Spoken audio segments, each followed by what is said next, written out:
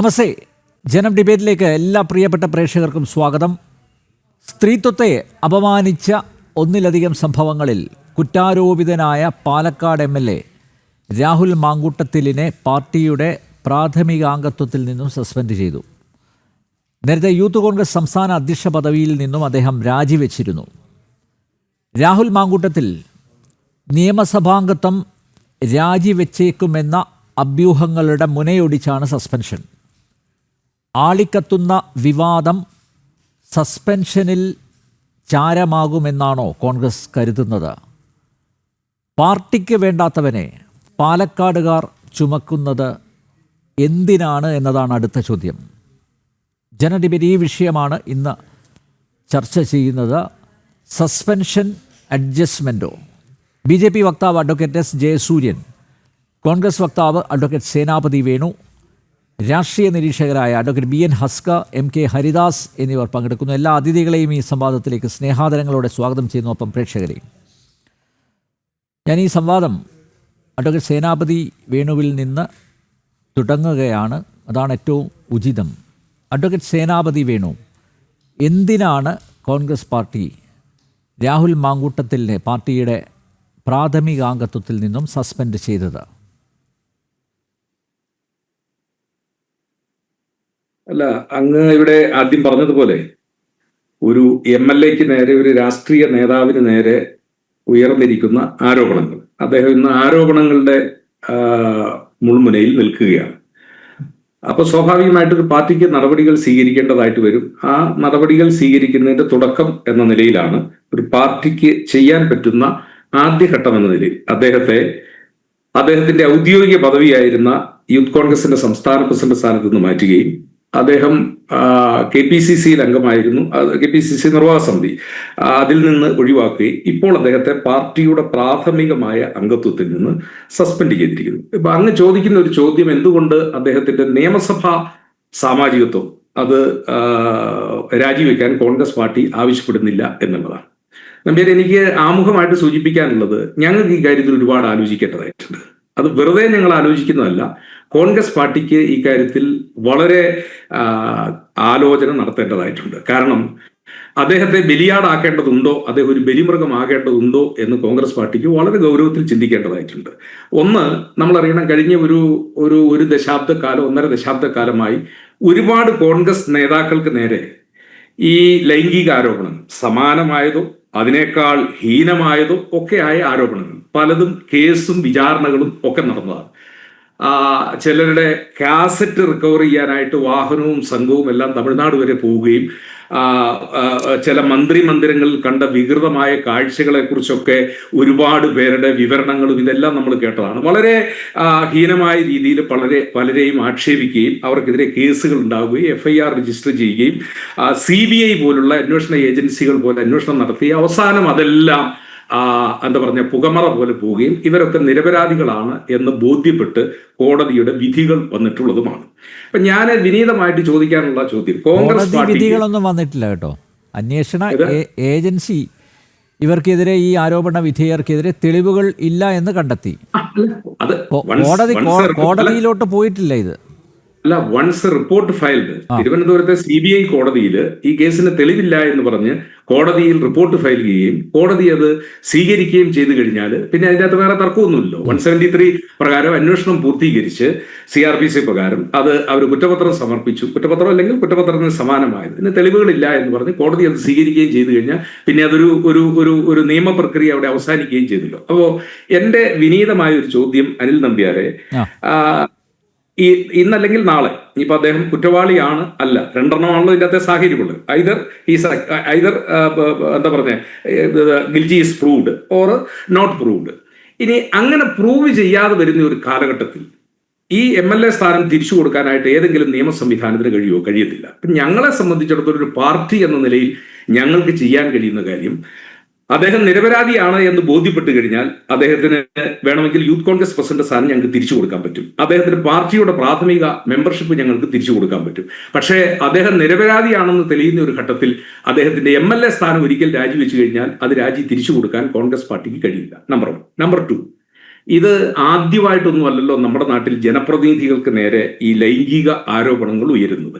ഞാൻ എൻ്റെ അറിവിലില്ല. ജയസൂര്യ സാർ വളരെ സൗമ്യനായി രാഷ്ട്രീയം ചർച്ച ചെയ്യുന്ന ഒരാളായതുകൊണ്ട്, അദ്ദേഹം ആയതുകൊണ്ടാണ് ഞാൻ ഇന്നത്തെ ചർച്ചയിൽ തന്നെ ഒരു സന്തോഷത്തോടു കൂടി പങ്കെടുക്കുന്നത്. കാരണം അദ്ദേഹം രാഷ്ട്രീയത്തെ വളരെ സൗമ്യമായും മാന്യമായും കൈകാര്യം ചെയ്യുന്ന ഒരാളാണ് എന്നുള്ളതുകൊണ്ട് ഞാൻ അദ്ദേഹത്തോട് ചോദിക്കുന്നു, അങ്ങനെ ഒരു പ്രീസിഡന്റ് ഇന്ത്യയിൽ എവിടെയെങ്കിലും, കേരളത്തിൽ വേണ്ട, ഇന്ത്യയിൽ എവിടെയെങ്കിലും ലൈംഗിക ആരോപണം ഉണ്ടായി എന്നതിന്റെ പേരിൽ ഒരാള് MLA സ്ഥാനോ MP സ്ഥാനോ രാജിവെച്ച ചരിത്രം എവിടെയെങ്കിലും ഉണ്ടായിട്ടുണ്ടോ എന്നുള്ളത് എനിക്കറിയില്ല. എന്റെ പരിമിതമായ അറിവിൽ ഞാൻ അങ്ങനെ കണ്ടിട്ടില്ല. അതുകൊണ്ട് തന്നെ അനിൽ നമ്പ്യാർ, ഞങ്ങൾ ഇപ്പോൾ ഈ കാര്യത്തിൽ, ഞാൻ പറഞ്ഞല്ലോ, ഒരുപാട് കോൺഗ്രസ് നേതാക്കൾക്കെതിരെ അതിഹീനവും അതിനിഷ്ഠൂരവുമായ ആരോപണങ്ങൾ ഉയരുകയും അവരൊക്കെ ആരോപണത്തിന്റെ ശരശയ്യയിൽപ്പെട്ട് വീർപ്പ് മുട്ടുകയും അവസാനം ആ കേസുകളൊക്കെ വെറും ആരോപണങ്ങൾ മാത്രമായിരുന്നു എന്ന് തെളിയുമ്പോൾ അവർക്ക് തിരിച്ചു കൊടുക്കേണ്ടതൊന്നും തിരിച്ചു കൊടുക്കാൻ നമുക്ക് കഴിയില്ല. അതുകൊണ്ട് രാഹുൽ മാങ്കൂട്ടത്തിനെ ബലിയാടാക്കുന്നതിന് മുമ്പ് കോൺഗ്രസ് പാർട്ടി ഞങ്ങൾ 1000 വട്ടം ആലോചിക്കും. ആ ആലോചന മറ്റൊന്നുമല്ല, അതിനകത്ത് ഇപ്പോൾ നമ്മൾ ഈ സംസാരിക്കുന്ന നിമിഷം വരെ it is only an allegation. അവിടെ പറഞ്ഞു കേട്ടു, ഇവിടെ പറഞ്ഞു കേട്ടു, ചില TV ചാനലുകളിലും അല്ലെ വാട്സാപ്പ് മെസ്സേജുകൾ മാത്രമാണ്. ഒരു FIR പോലും ഇന്ത്യയിലെ ഒരു കോടതിയിലും ഒരു നിയമ സംവിധാനത്തിന് മുമ്പിൽ രജിസ്റ്റർ ചെയ്യപ്പെട്ടില്ല. ഒരു പോലീസ് സ്റ്റേഷനിലും ഇപ്പോൾ വരെ, ഈ നിമിഷം നമ്മൾ ഈ ചർച്ച ചെയ്യുന്ന 7:30 മണി വരെ ഒരു FIR-ഉം ചർച്ച ചെയ്യപ്പെട്ടില്ല. പിന്നെ ധാർമ്മികതയുടെ വിഷയമാണ്. ആ ധാർമ്മികതയുടെ വിഷയം അത് നമുക്ക് എത്രമാത്രം ചർച്ച ചെയ്യാമെന്നുള്ളത് അത് നമുക്ക് ചർച്ച ചെയ്യാം. ആ കാര്യത്തിലൊന്നും തർക്കമില്ല. അതുകൊണ്ട് ഞങ്ങൾ പറയുന്നു, ഒരു പാർട്ടി എന്ന നിലയിൽ കോൺഗ്രസിന് എടുക്കാവുന്ന നിലപാടുകൾ ഞങ്ങൾ എടുത്തു കഴിഞ്ഞു. ഇനി അങ്ങോട്ടുള്ളത് അദ്ദേഹത്തിന്റെ MLA സ്ഥാനവുമായിട്ട് ബന്ധപ്പെട്ടിട്ടുള്ളതാണ്. അത് ഒരു കോടതിയിൽ അദ്ദേഹം കുറ്റക്കാരനാണ് എന്ന് തെളിഞ്ഞു കഴിഞ്ഞാൽ, ഇപ്പൊ അതേ 30 ദിവസം ജയിലിൽ കിടക്കുന്നവന്റെ മന്ത്രിസ്ഥാനവും മുഖ്യമന്ത്രി സ്ഥാനവും ആണെങ്കിൽ ഓട്ടോമാറ്റിക്കലി പോകുമെന്ന് പറഞ്ഞ് നിയമം പാർലമെന്റ് പാസ്സാക്കിയതുപോലെ ഇദ്ദേഹം ഒരു കേസിൽ ശിക്ഷിക്കപ്പെട്ടു കഴിഞ്ഞാൽ 2 വർഷത്തിനപ്പുറം മോറൽ ടർപ്പിറ്റ്യൂഡിലുള്ള ഒരു കേസാണെങ്കിൽ ഓട്ടോമാറ്റിക്കലി അയാളുടെ സ്ഥാനം അത് പോകുമെന്നുള്ള നിയമം നിലനിൽക്കുന്ന ഒരു നാട്ടിൽ അത് നിയമത്തിന്റെ വഴിക്ക് പോകട്ടെ. ഒരു കോൺഗ്രസ് പാർട്ടിക്ക് ഇപ്പോൾ ചെയ്യാൻ പറ്റുന്ന ഒരു കാര്യം ഞങ്ങളത് പ്രാഥമികമായിട്ട് ചെയ്തിരിക്കുന്നു. അത് തന്നെയാണ് ഈ കാര്യത്തിൽ സുവ്യക്തമായി ഞങ്ങളുടെ നിലപാട് എന്ന കാര്യം 1ാം ഫേസിൽ ശ്രീ നമ്പ്യാർ ഞാൻ അങ്ങയുടെ മുമ്പിൽ സമർപ്പിക്കാം, അല്ലെങ്കിൽ ഈ ഡിബേറ്റ് മുമ്പിൽ സമർപ്പിക്കാം. അഡ്വക്കേറ്റ് ജയസൂര്യൻ, അഡ്വക്കേറ്റ് സേനാപതി വേണു പറഞ്ഞതിൽ ന്യായമുണ്ടോ? കാരണം യൂത്ത് കോൺഗ്രസ് സംസ്ഥാന പദവി അത് വേണമെങ്കിൽ ഇദ്ദേഹം ഇപ്പോൾ കുറ്റാരോപിതനാണ്, അത് കുറ്റം തെളിയിക്കപ്പെട്ടില്ലെങ്കിൽ തിരിച്ചു കൊടുക്കാം പാർട്ടിക്ക്. അതുപോലെ പാർട്ടിയുടെ പ്രാഥമിക അംഗത്വത്തിൽ നിന്ന് 6 മാസത്തേക്കാണ് സസ്പെൻഡ് ചെയ്തത്. അത് തെളിയിക്കപ്പെട്ടില്ലെങ്കിൽ, ഇദ്ദേഹം തെറ്റ് ചെയ്തിട്ടുണ്ട് എന്ന് തെളിയിക്കപ്പെട്ടില്ലെങ്കിൽ ആ പ്രാഥമിക അംഗത്വം തിരിച്ചു കൊടുക്കാം. പക്ഷേ MLA സ്ഥാനം അത് തിരിച്ചു കൊടുക്കാൻ പറ്റില്ല എന്ന ഒരു ന്യായത്തിലാണ് ഇപ്പോൾ രാഹുൽ മാങ്കൂട്ടത്തിൽ പാലക്കാടിൻ്റെ ജനപ്രതിനിധിയായി തുടരുന്നത്. ഇപ്പോൾ ശ്രീ സേനാപതി വേണു പറയുന്നത് കേൾക്കുമ്പോൾ വളരെ ന്യായമായ ഒരു കാര്യമാണല്ലോ എന്ന് നമുക്ക് തോന്നാം. കാരണം വളരെ യുക്തിഭദ്രമായിട്ടാണ് അദ്ദേഹം കാര്യങ്ങൾ അവതരിപ്പിച്ചിരിക്കുന്നത്. അതായത് യൂത്ത് കോൺഗ്രസ് പ്രസിഡന്റ് സ്ഥാനം ഞങ്ങൾക്ക് വേണമെങ്കിൽ തിരിച്ചു കൊടുക്കാം, അതുപോലെയുള്ള പാർട്ടി പദവികളൊക്കെ തന്നെ തിരിച്ചു കൊടുക്കാം, മെമ്പർഷിപ്പ് തിരിച്ചു കൊടുക്കാം, പക്ഷെ MLA സ്ഥാനം തിരിച്ചു കൊടുക്കാൻ പറ്റുമോ എന്ന് ചോദിക്കുമ്പോൾ പെട്ടെന്ന് കേൾക്കുന്നവർ ഓർക്കും ശരിയാണല്ലോ എന്ന്. വളരെ സമർത്ഥമായിട്ടാണ് അദ്ദേഹം ആ വിഷയം അവതരിപ്പിച്ചിരിക്കുന്നത്. കോൺഗ്രസിന്റെ KPCC പ്രസിഡന്റ് ഇത് സംബന്ധിച്ച് നടത്തിയ പത്രസമ്മേളനം, ശ്രീ VD സതീശൻ നടത്തിയ പത്രസമ്മേളനം, ഇതൊക്കെ ഞാൻ ശ്രദ്ധിക്കുകയായിരുന്നു. അപ്പൊ അതിലൊക്കെ പറഞ്ഞത് പാർട്ടി വളരെ വിശദമായി ചർച്ച ചെയ്യുകയും ആലോചിക്കുകയും പഠിക്കുകയും ചിന്തിക്കുകയും ഒക്കെ ചെയ്തതിനു ശേഷം ഏകകണ്ഠമായി ഞങ്ങളെടുത്ത തീരുമാനമാണ് അറിയിക്കുന്നതെന്ന് പറഞ്ഞ് KPCC പ്രസിഡന്റും ഇതേ കാര്യം തന്നെ സൂചിപ്പിക്കുകയുണ്ടായി. അപ്പോൾ ഇവിടെ പ്രധാനമായിട്ടുള്ള ഒരു കാര്യം ജനങ്ങൾക്ക് മുമ്പിൽ നമ്മൾ വ്യക്തമാക്കേണ്ട ഒരു വിഷയമുണ്ട്. അതായത് പാർട്ടിയുടെ പ്രതിനിധി എന്നുള്ള നിലയിൽ പാർട്ടി ഓഫീസിൽ നിന്ന് കൊടുത്തതല്ല MLA സ്ഥാനം. MLA സ്ഥാനം എന്ന് പറയുന്നത് ജനങ്ങൾ വോട്ട് ചെയ്ത് അദ്ദേഹത്തെ വിജയിപ്പിച്ച് നിയമസഭയിലേക്ക് അയച്ചതാണ്. അപ്പോൾ പാർട്ടിക്ക് ചെയ്യാൻ കഴിയുന്ന പരിധി എന്ന് പറയുന്നത് സേനാപതി പറഞ്ഞത് വളരെ ശരിയാണ്. എന്നാൽ പാർട്ടി അല്ല അദ്ദേഹത്തെ MLA ആക്കിയത്. പാർട്ടി അദ്ദേഹത്തിന് ടിക്കറ്റ് കൊടുത്തു, അദ്ദേഹം മത്സരിച്ചു, ജനങ്ങളാണ് അദ്ദേഹത്തെ MLA ആക്കിയത്.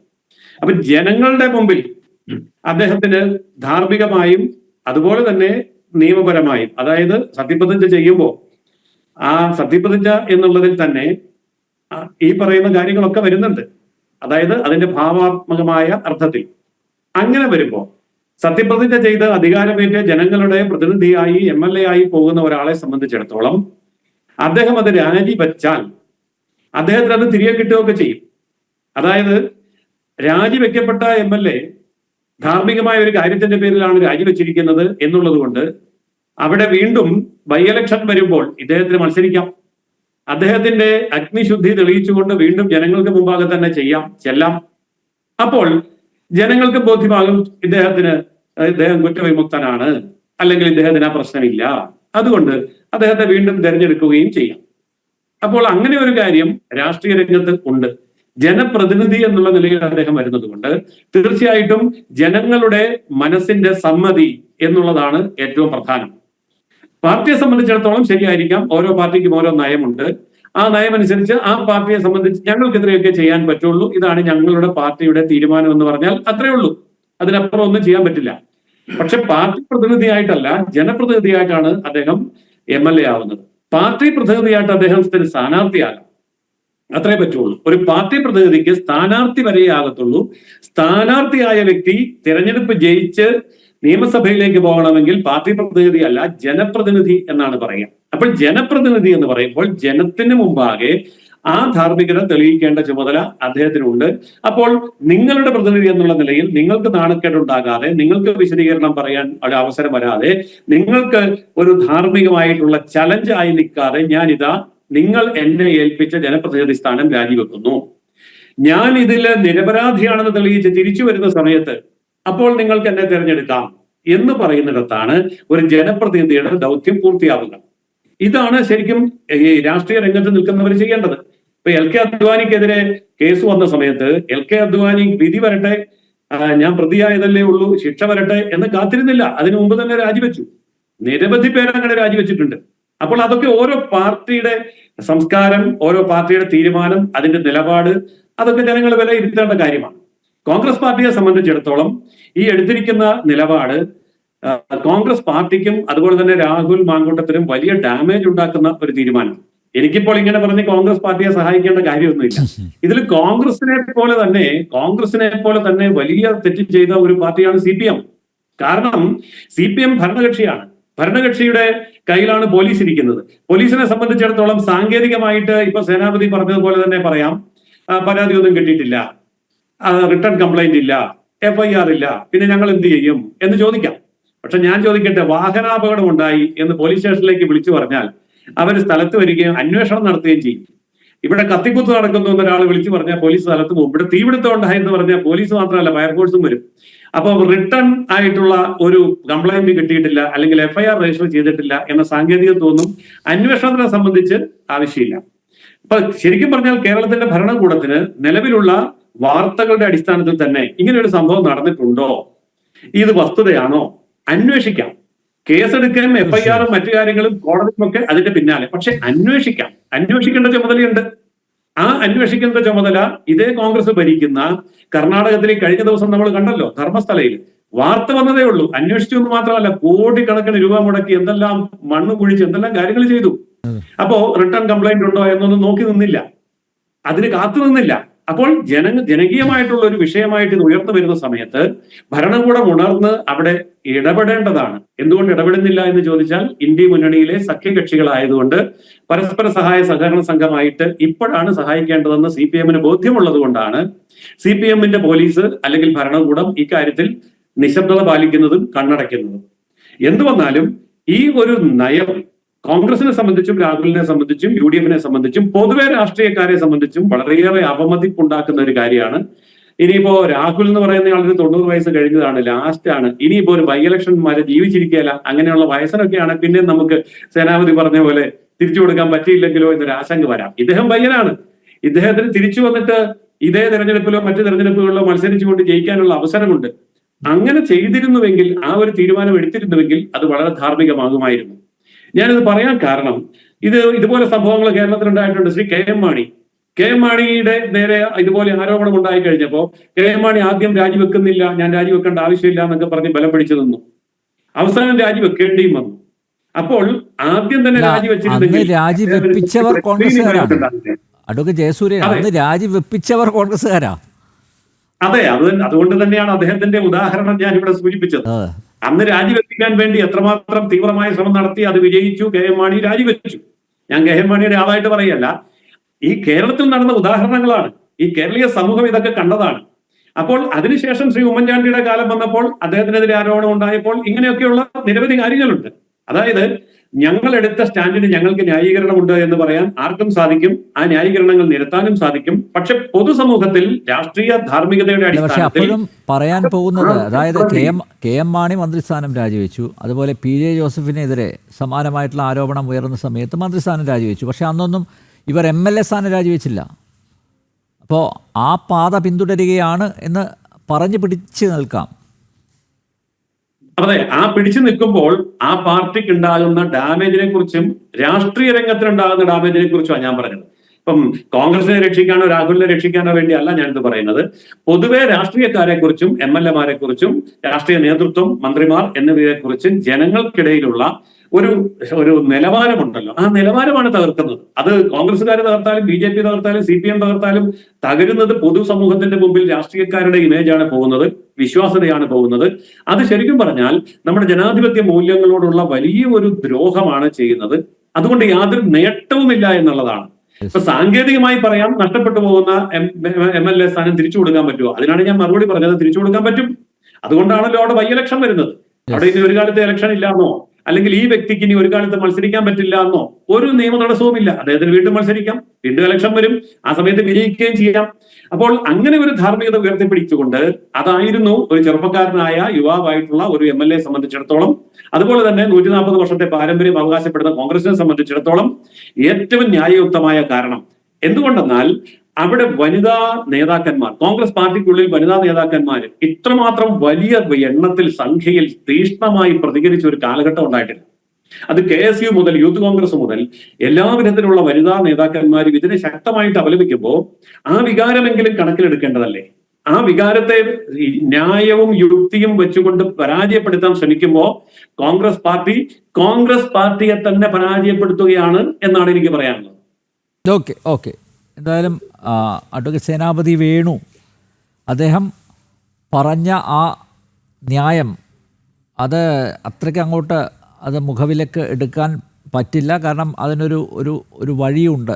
അതാണ് അദ്ദേഹം രാഹുൽ മാങ്കൂട്ടത്തിൽ MLA സ്ഥാനം രാജിവെച്ചാൽ സ്വാഭാവികമായിട്ടും ഉപതെരഞ്ഞെടുപ്പിലേക്ക് പോകും. ആ ഉപതെരഞ്ഞെടുപ്പിൽ മത്സരിച്ച് വേണമെങ്കിൽ അഗ്നിശുദ്ധി വരുത്തി അദ്ദേഹത്തിന് തിരിച്ച് വരാം. അതിനുള്ള സാധ്യതയുണ്ട്. പക്ഷെ അപ്പോഴും ഇങ്ങനെ ആരോപണ വിധേയനായ ഒരാൾക്ക് പാർട്ടി വീണ്ടും ടിക്കറ്റ് കൊടുക്കുമോ എന്ന ചോദ്യം അവിടെ അവശേഷിക്കുന്നുണ്ട്. അഡ്വക്കേറ്റ് സേനാപതി വേണു, 1-2 കാര്യങ്ങളിൽ വ്യക്തത വരുത്തി നമുക്ക് മുന്നോട്ട് പോകാം. MK ഹരിദാസും വന്നിട്ടുണ്ട്.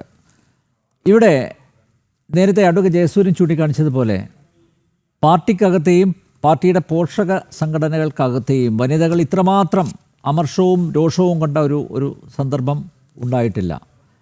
പരസ്യ പ്രതികരണങ്ങളിലേക്ക് തന്നെ വരാൻ നിർബന്ധിതരായി. അത്രമാത്രം ഗുരുതരമായിട്ടുള്ള ആരോപണങ്ങളാണ് ഉന്നയിക്കപ്പെട്ടത്. ഇപ്പോൾ നോക്കൂ, ഇപ്പോൾ യൂത്ത് കോൺഗ്രസ് സംസ്ഥാന അധ്യക്ഷ പദവി രാജിവെച്ചു. രണ്ടാമത്തെ കാര്യം, പാർട്ടിയുടെ പ്രാഥമിക അംഗത്വത്തിൽ നിന്ന് സസ്പെൻഡ് ചെയ്തു. ഓക്കെ, അപ്പം പാർട്ടിക്കകത്തുള്ള ഈ പ്രതിഷേധിച്ച വനിതകളോട് ഇക്കാര്യം പറഞ്ഞ് നിങ്ങൾക്ക് പിടിച്ചു നിൽക്കാം അല്ലേ? പക്ഷേ അതിനപ്പുറത്തേക്ക് നേരത്തെ അഡ്വക്കേറ്റ് ജയസൂര്യൻ ചൂണ്ടിക്കാണിച്ചതുപോലെ രാഹുൽ മാങ്കൂട്ടത്തിലിനെ നിയമസഭയിലേക്ക് തെരഞ്ഞെടുത്തയച്ചത് പാലക്കാട്ടെ ജനങ്ങളാണ്. അവരോട് പ്രതിബദ്ധത കാണിക്കേണ്ടതല്ലേ? അതല്ലേ ആത്യന്തികമായി ഒരു രാഷ്ട്രീയ നേതാവ് അല്ലെങ്കിൽ ജനപ്രതിനിധി ചെയ്യേണ്ടത്? ഇപ്പോൾ CPM-നെ കുറ്റപ്പെടുത്തി നിങ്ങൾക്ക് മുഖം രക്ഷിക്കാം. പക്ഷേ എങ്കിലും ആത്യന്തികമായി എന്തിനാണ് പാർട്ടിക്ക് വേണ്ടാത്ത ഒരാളെ എന്തിനാണ് പാലക്കാട്ടുകാർ ചുമക്കുന്നത്?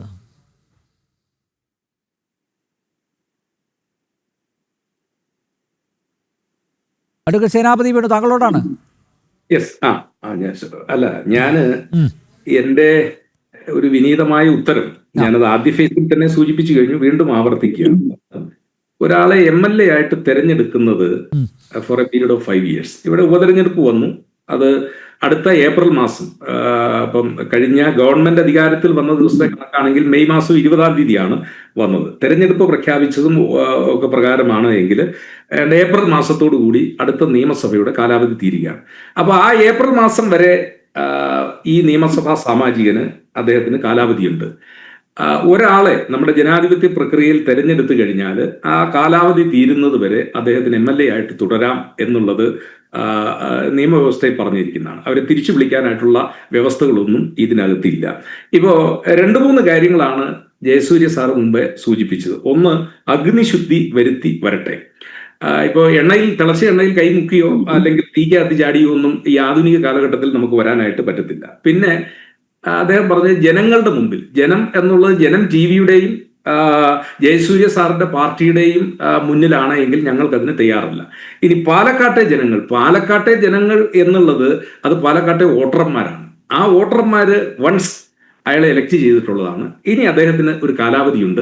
ഞാൻ ആദ്യം പറഞ്ഞത് വീണ്ടും ആവർത്തിക്കുന്നു, പാർട്ടി സ്ഥാനത്ത് നിന്ന് ഞങ്ങൾക്ക് എടുത്തു കളയാം, മെമ്പർഷിപ്പ് ഞങ്ങൾക്ക് എടുത്തു കളയാം. ഒരിക്കൽ MLA ആയിട്ട് തിരഞ്ഞെടുക്കപ്പെട്ട ഒരാൾ നാളെ ഈ കേസിൽ നിരപരാധിയാണ് എന്ന് തെളിയിക്കപ്പെട്ടാൽ അദ്ദേഹത്തിന് ആ സ്ഥാനം തിരിച്ചു കൊടുക്കാനായിട്ട് ഇന്ത്യയിൽ ഒരു നിയമവ്യവസ്ഥയിലും അത് കഴിയില്ല. ജയസൂര്യ സാർ പറഞ്ഞത് അഗ്നിശുദ്ധി തെളിയിക്കാനായിട്ട് അടുത്ത തെരഞ്ഞെടുപ്പിൽ മത്സരിക്കേണ്ടത്, അതൊക്കെ പിന്നീടുള്ള ഒരു കാര്യമല്ല. അങ്ങനെ ഞാൻ ചോദിക്കുന്നത്, ഞാൻ വീണ്ടും ആവർത്തിക്കുന്നു, മന്ത്രിമാർ രാജിവെച്ചിട്ടുണ്ട്, പദവികൾ രാജിവെച്ചിട്ടുണ്ട്. ഒരു പ്രസിഡന്റ്, അതായത് കേരളത്തിലോ ഇന്ത്യയിലോ എവിടെയെങ്കിലും ഒരു ലൈംഗിക ആരോപണത്തിൽപ്പെട്ട ഒരു MLA ഞാൻ ഇന്ന കാരണത്തിൽ പെട്ടു എന്നതുകൊണ്ട് MLA സ്ഥാനം രാജിവെച്ച സംഭവം എവിടെയെങ്കിലും ഉണ്ടായിട്ടുണ്ടോ? ഉണ്ടായെങ്കിൽ പറ, നമുക്കത് ചർച്ച ചെയ്യാവുന്ന കാര്യമാണ്. അപ്പോ ഇവിടെ ചിലർക്ക് ആവശ്യം രാഹുൽ മാങ്കൂട്ടത്തിന്റെ രക്തമാണ്. ആ രാഹുൽ മാങ്കൂട്ടത്തിന്റെ രക്തം അതിപ്പോ BJPയെ സംബന്ധിച്ചിടത്തോളം ഇപ്പൊ കുറച്ചുകൂടി CPM-നേക്കാൾ ഈ കാര്യത്തിൽ അഗ്രസീവായിട്ട് നിൽക്കുന്നു. കാരണം കോൺഗ്രസിനകത്തുള്ളവരെയാണോ താങ്കൾ ഉദ്ദേശിക്കുന്നത്? കാരണം വലിയ പ്രവർത്തന പാരമ്പര്യമൊന്നും ഇല്ലാത്ത ഒരു നേതാവാണ്. ചാനൽ ചർച്ചകളിലൂടെ ഞാൻ പറഞ്ഞല്ലോ, ഉയർന്നു വന്ന ശബ്ദം അല്ലേ, അതൊക്കെയാണ് അദ്ദേഹത്തിന്റെ അംഗീകാരങ്ങൾ. അപ്പൊ നോക്കൂ, അല്ല പാർട്ടിക്കകത്ത് തന്നെ വലിയ മുറിവുറുപ്പുകൾ ഇല്ലേ?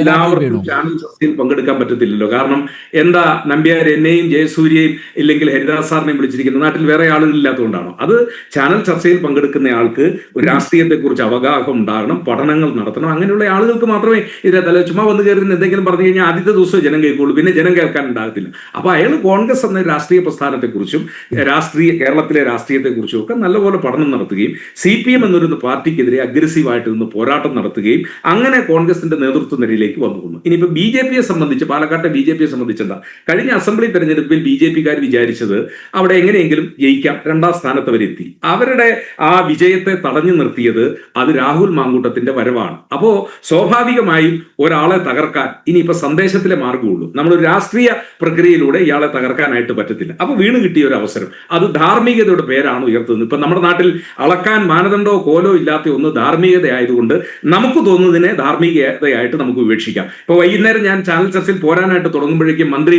ഗോവിന്ദന്റെ വാക്കുകളാണ് കേൾക്കുന്നത്. രാഷ്ട്രീയ ധാർമ്മികത ഏറ്റെടുത്തുകൊണ്ട് രാഹുൽ മാങ്കൂട്ടത്തിൽ രാജിവെക്കണം. എന്തുകൊണ്ട് മുകേഷ് രാജിവെക്കണം എന്ന് ഞാൻ ചോദിക്കില്ല. കാരണം എന്താണെന്ന് വെച്ച് കഴിഞ്ഞാൽ നമ്മുടെ ചർച്ചയുടെ വിഷയം അതല്ല. ഇന്നയാളുടെ പേരിൽ കേസുണ്ടായി അല്ലെങ്കിൽ ഇന്നയാൾ ജയിലിൽ പോയി എന്നതുകൊണ്ട് ഇന്നയാൾ ഇത് ചെയ്യാവോ എന്ന് ചോദിച്ചാൽ അതൊരിക്കലും പാടില്ല. പക്ഷേ ഇവിടെ ഞാൻ മനസ്സിലാക്കുന്നത് എന്തെന്ന് ചോദിച്ചാൽ, ഞങ്ങൾ വളരെ കൃത്യമായിട്ട് ഈ കാര്യം പറയുന്നു, ഇവിടെ ഒരു വേട്ടയാടൽ നടന്നിരിക്കുന്നോ എന്ന് സംശയിക്കുന്നു. ഞാൻ ആദ്യം പറഞ്ഞത് വീണ്ടും ആവർത്തിക്കുന്നു, ഒരുപാട് കോൺഗ്രസ് നേതാക്കളെ ഇതുപോലെ വിഷയത്തിന്റെ പേരിൽ മുൾമുനയിൽ നിർത്തി അപമാനിച്ചവരുടെ കുടുംബാംഗങ്ങളെയും അപമാനിച്ച് അവരെ ഒരു സമൂഹത്തിന്റെ മുമ്പിൽ എങ്ങനെയൊക്കെ അവരെ മോശമായി ചിത്രീകരിക്കാവോ ഒക്കെ ചിത്രീകരിച്ച കഥകൾ അതെല്ലാം പിന്നീട് വന്നു പറഞ്ഞു. ഞാൻ ഒരൊറ്റ കാര്യം കൂടെ പറഞ്ഞു, ഞാൻ ഒറ്റ കാര്യം കൂടെ, ഒരു സെക്കൻഡ് കൂടി ഞാൻ BJPയുടെ ദേശീയ വൈസ് പ്രസിഡന്റാണ് AP അബ്ദുള്ളക്കുട്ടി.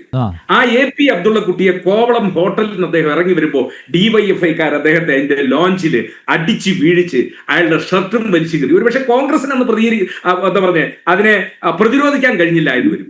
അന്ന് ഞാൻ അബ്ദുള്ളക്കുട്ടിയുടെ ആ ദയനീയമായ ഒരു മുഖം, അബ്ദുള്ളക്കുട്ടി ഞങ്ങളുടെ പാർട്ടി വിട്ടുപോയി, അതൊക്കെ അദ്ദേഹത്തിന്റെ രാഷ്ട്രീയം. ഞാൻ ചോദിക്കുന്നു, അദ്ദേഹത്തിന് നേരെ അന്ന് ആരോപണം ഉയർത്തിയ ആളുകൾ, ആ ആളുകൾക്ക് ഇപ്പോൾ എന്തെങ്കിലും ഒരു കുറ്റബോധം തോന്നുന്നുണ്ടോ? അയാളെ പോലെ ഒരാളെ അയാളുടെ രാഷ്ട്രീയവും വ്യക്തിത്വം ഇത് എന്തുമായിക്കൊള്ളട്ടെ, അയാളെ പോലെ ഒരാളെ ഇങ്ങനെ ഒരു ആരോപണത്തിൽ വലിച്ചിഴച്ച് പരസ്യമായിട്ട് അയാളെ തല്ലിച്ചതച്ച് അയാളുടെ ഷർട്ടും വലിച്ചു കീറി അപമാനിച്ച സംഭവം ഉണ്ടായിരിക്കും. ഇപ്പൊ ഞാൻ പറഞ്ഞത്, ഇതൊക്കെ നമുക്ക് ധാർമ്മികതയുടെ പേര് പറഞ്ഞുകൊണ്ട് ഈ കാര്യങ്ങളൊക്കെ ചെയ്യാം. കാരണം നമ്മുടെ എതിരാളിയായിട്ട് നിൽക്കുന്ന ആളുകളാവുമ്പോൾ ധാർമ്മികതയ്ക്ക് മൂർച്ച കൂടും, ശബ്ദം കൂടും. നമ്മുടെ കൂട്ടത്തിലുള്ളവരായി വരുമ്പോഴത്തേക്കും അത് ധാർമ്മികതയ്ക്ക് വേറൊരു വിഷയമാണ്. അതുകൊണ്ട് ഞങ്ങൾ ഇപ്പോൾ വളരെ സുവ്യക്തമായ ഒരു തീരുമാനം അത് പറഞ്ഞിരിക്കുന്നു. അദ്ദേഹത്തെ യൂത്ത് കോൺഗ്രസിന്റെ സംസ്ഥാന പ്രസിഡന്റ് സ്ഥാനത്ത് നിന്ന് മാറ്റിയിരിക്കുന്നു, പാർട്ടി അംഗത്വത്തിൽ നിന്ന് മാറ്റിയിരിക്കുന്നു. ഇനി ആ ധാർമ്മികത അദ്ദേഹം തയ്യാറാണെങ്കിൽ അദ്ദേഹത്തിന് അല്ലാതെ MLA സ്ഥാനം രാജിവെക്കണമെന്ന് പറയാൻ ഇപ്പൊ കോൺഗ്രസ് പാർട്ടിക്ക് കഴിയില്ല. അദ്ദേഹത്തെ ബലിയാടാക്കാനും ഞങ്ങൾ തയ്യാറല്ല. അത് തന്നെയാണ് ഞങ്ങളുടെ സുവ്യക്തമായ അഭിപ്രായം. ശ്രീ MK ഹരിദാസ്, പാർട്ടിയുടെ ജോലി തീർന്നു. രാഹുൽ മാങ്കൂട്ടത്തിലിനെ യൂത്ത് കോൺഗ്രസ് സംസ്ഥാന അധ്യക്ഷ സ്ഥാനത്ത് നിന്ന് പുറത്താക്കി, രാജിവെച്ചു എന്ന് പറയുന്നു, പുറത്താക്കിയതായിട്ടും അറിയുന്നു.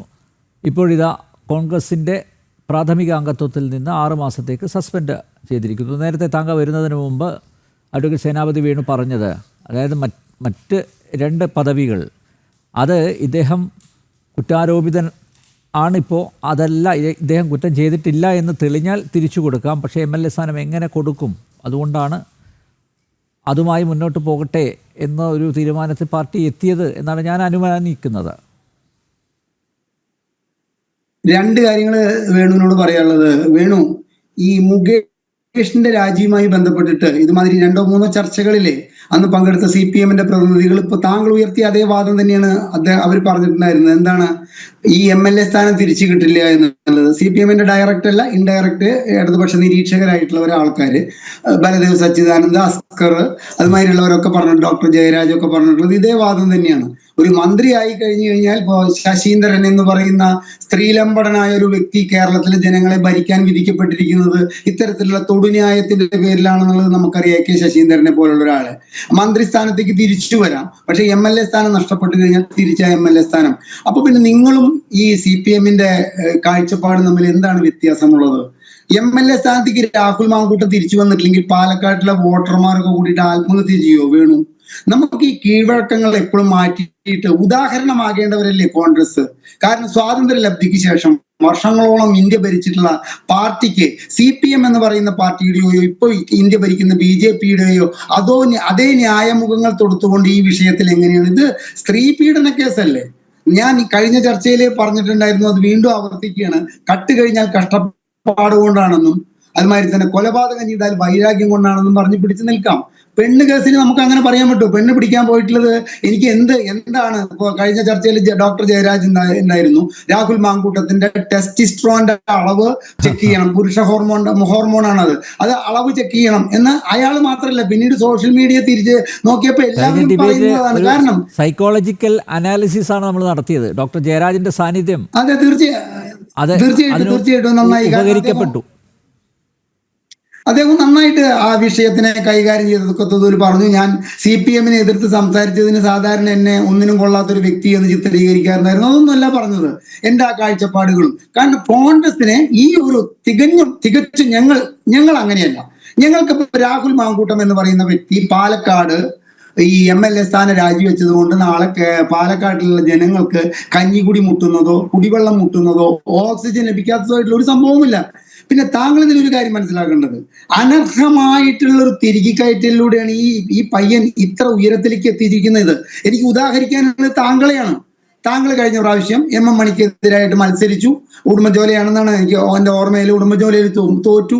അതിനുശേഷം താങ്കൾക്കൊക്കെ എത്രയോ അവസരങ്ങളിൽ താങ്കളൊരു മന്ത്രിയാവേണ്ട സമയം കഴിഞ്ഞു എന്നുള്ളതാണ്. കാരണം ചാനൽ ചർച്ചകളിലെ ഈ രാഷ്ട്രീയ പാർട്ടിയെ പ്രതിനിധീകരിച്ചിട്ട് ഏറ്റവും നന്നായി സംസാരിക്കുന്ന ഒരു വ്യക്തിയാണ് താങ്കൾ.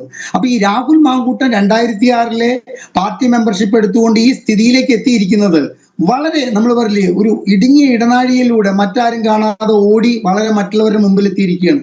ഞാൻ ഉദാഹരണം താങ്കളോട് ചോദിക്കുകയാണ്. മരിച്ചുപോയി ആ പ്രതാപ് വർമ്മ തമ്പാൻ കൊല്ലത്തുണ്ടായിരുന്ന ഒരു വ്യക്തിയാണ്. എനിക്ക് അദ്ദേഹത്തിന് അറിയുക പോലും ഇതിനെ കുറിച്ച് ചർച്ചയിലും പങ്കെടുത്തിട്ടില്ല. ഞാൻ ഇന്ന് എൻ്റെ മനസ്സിൽ നിന്ന് ചീകിയെടുത്തൊരു പേരാണ് ഞാൻ.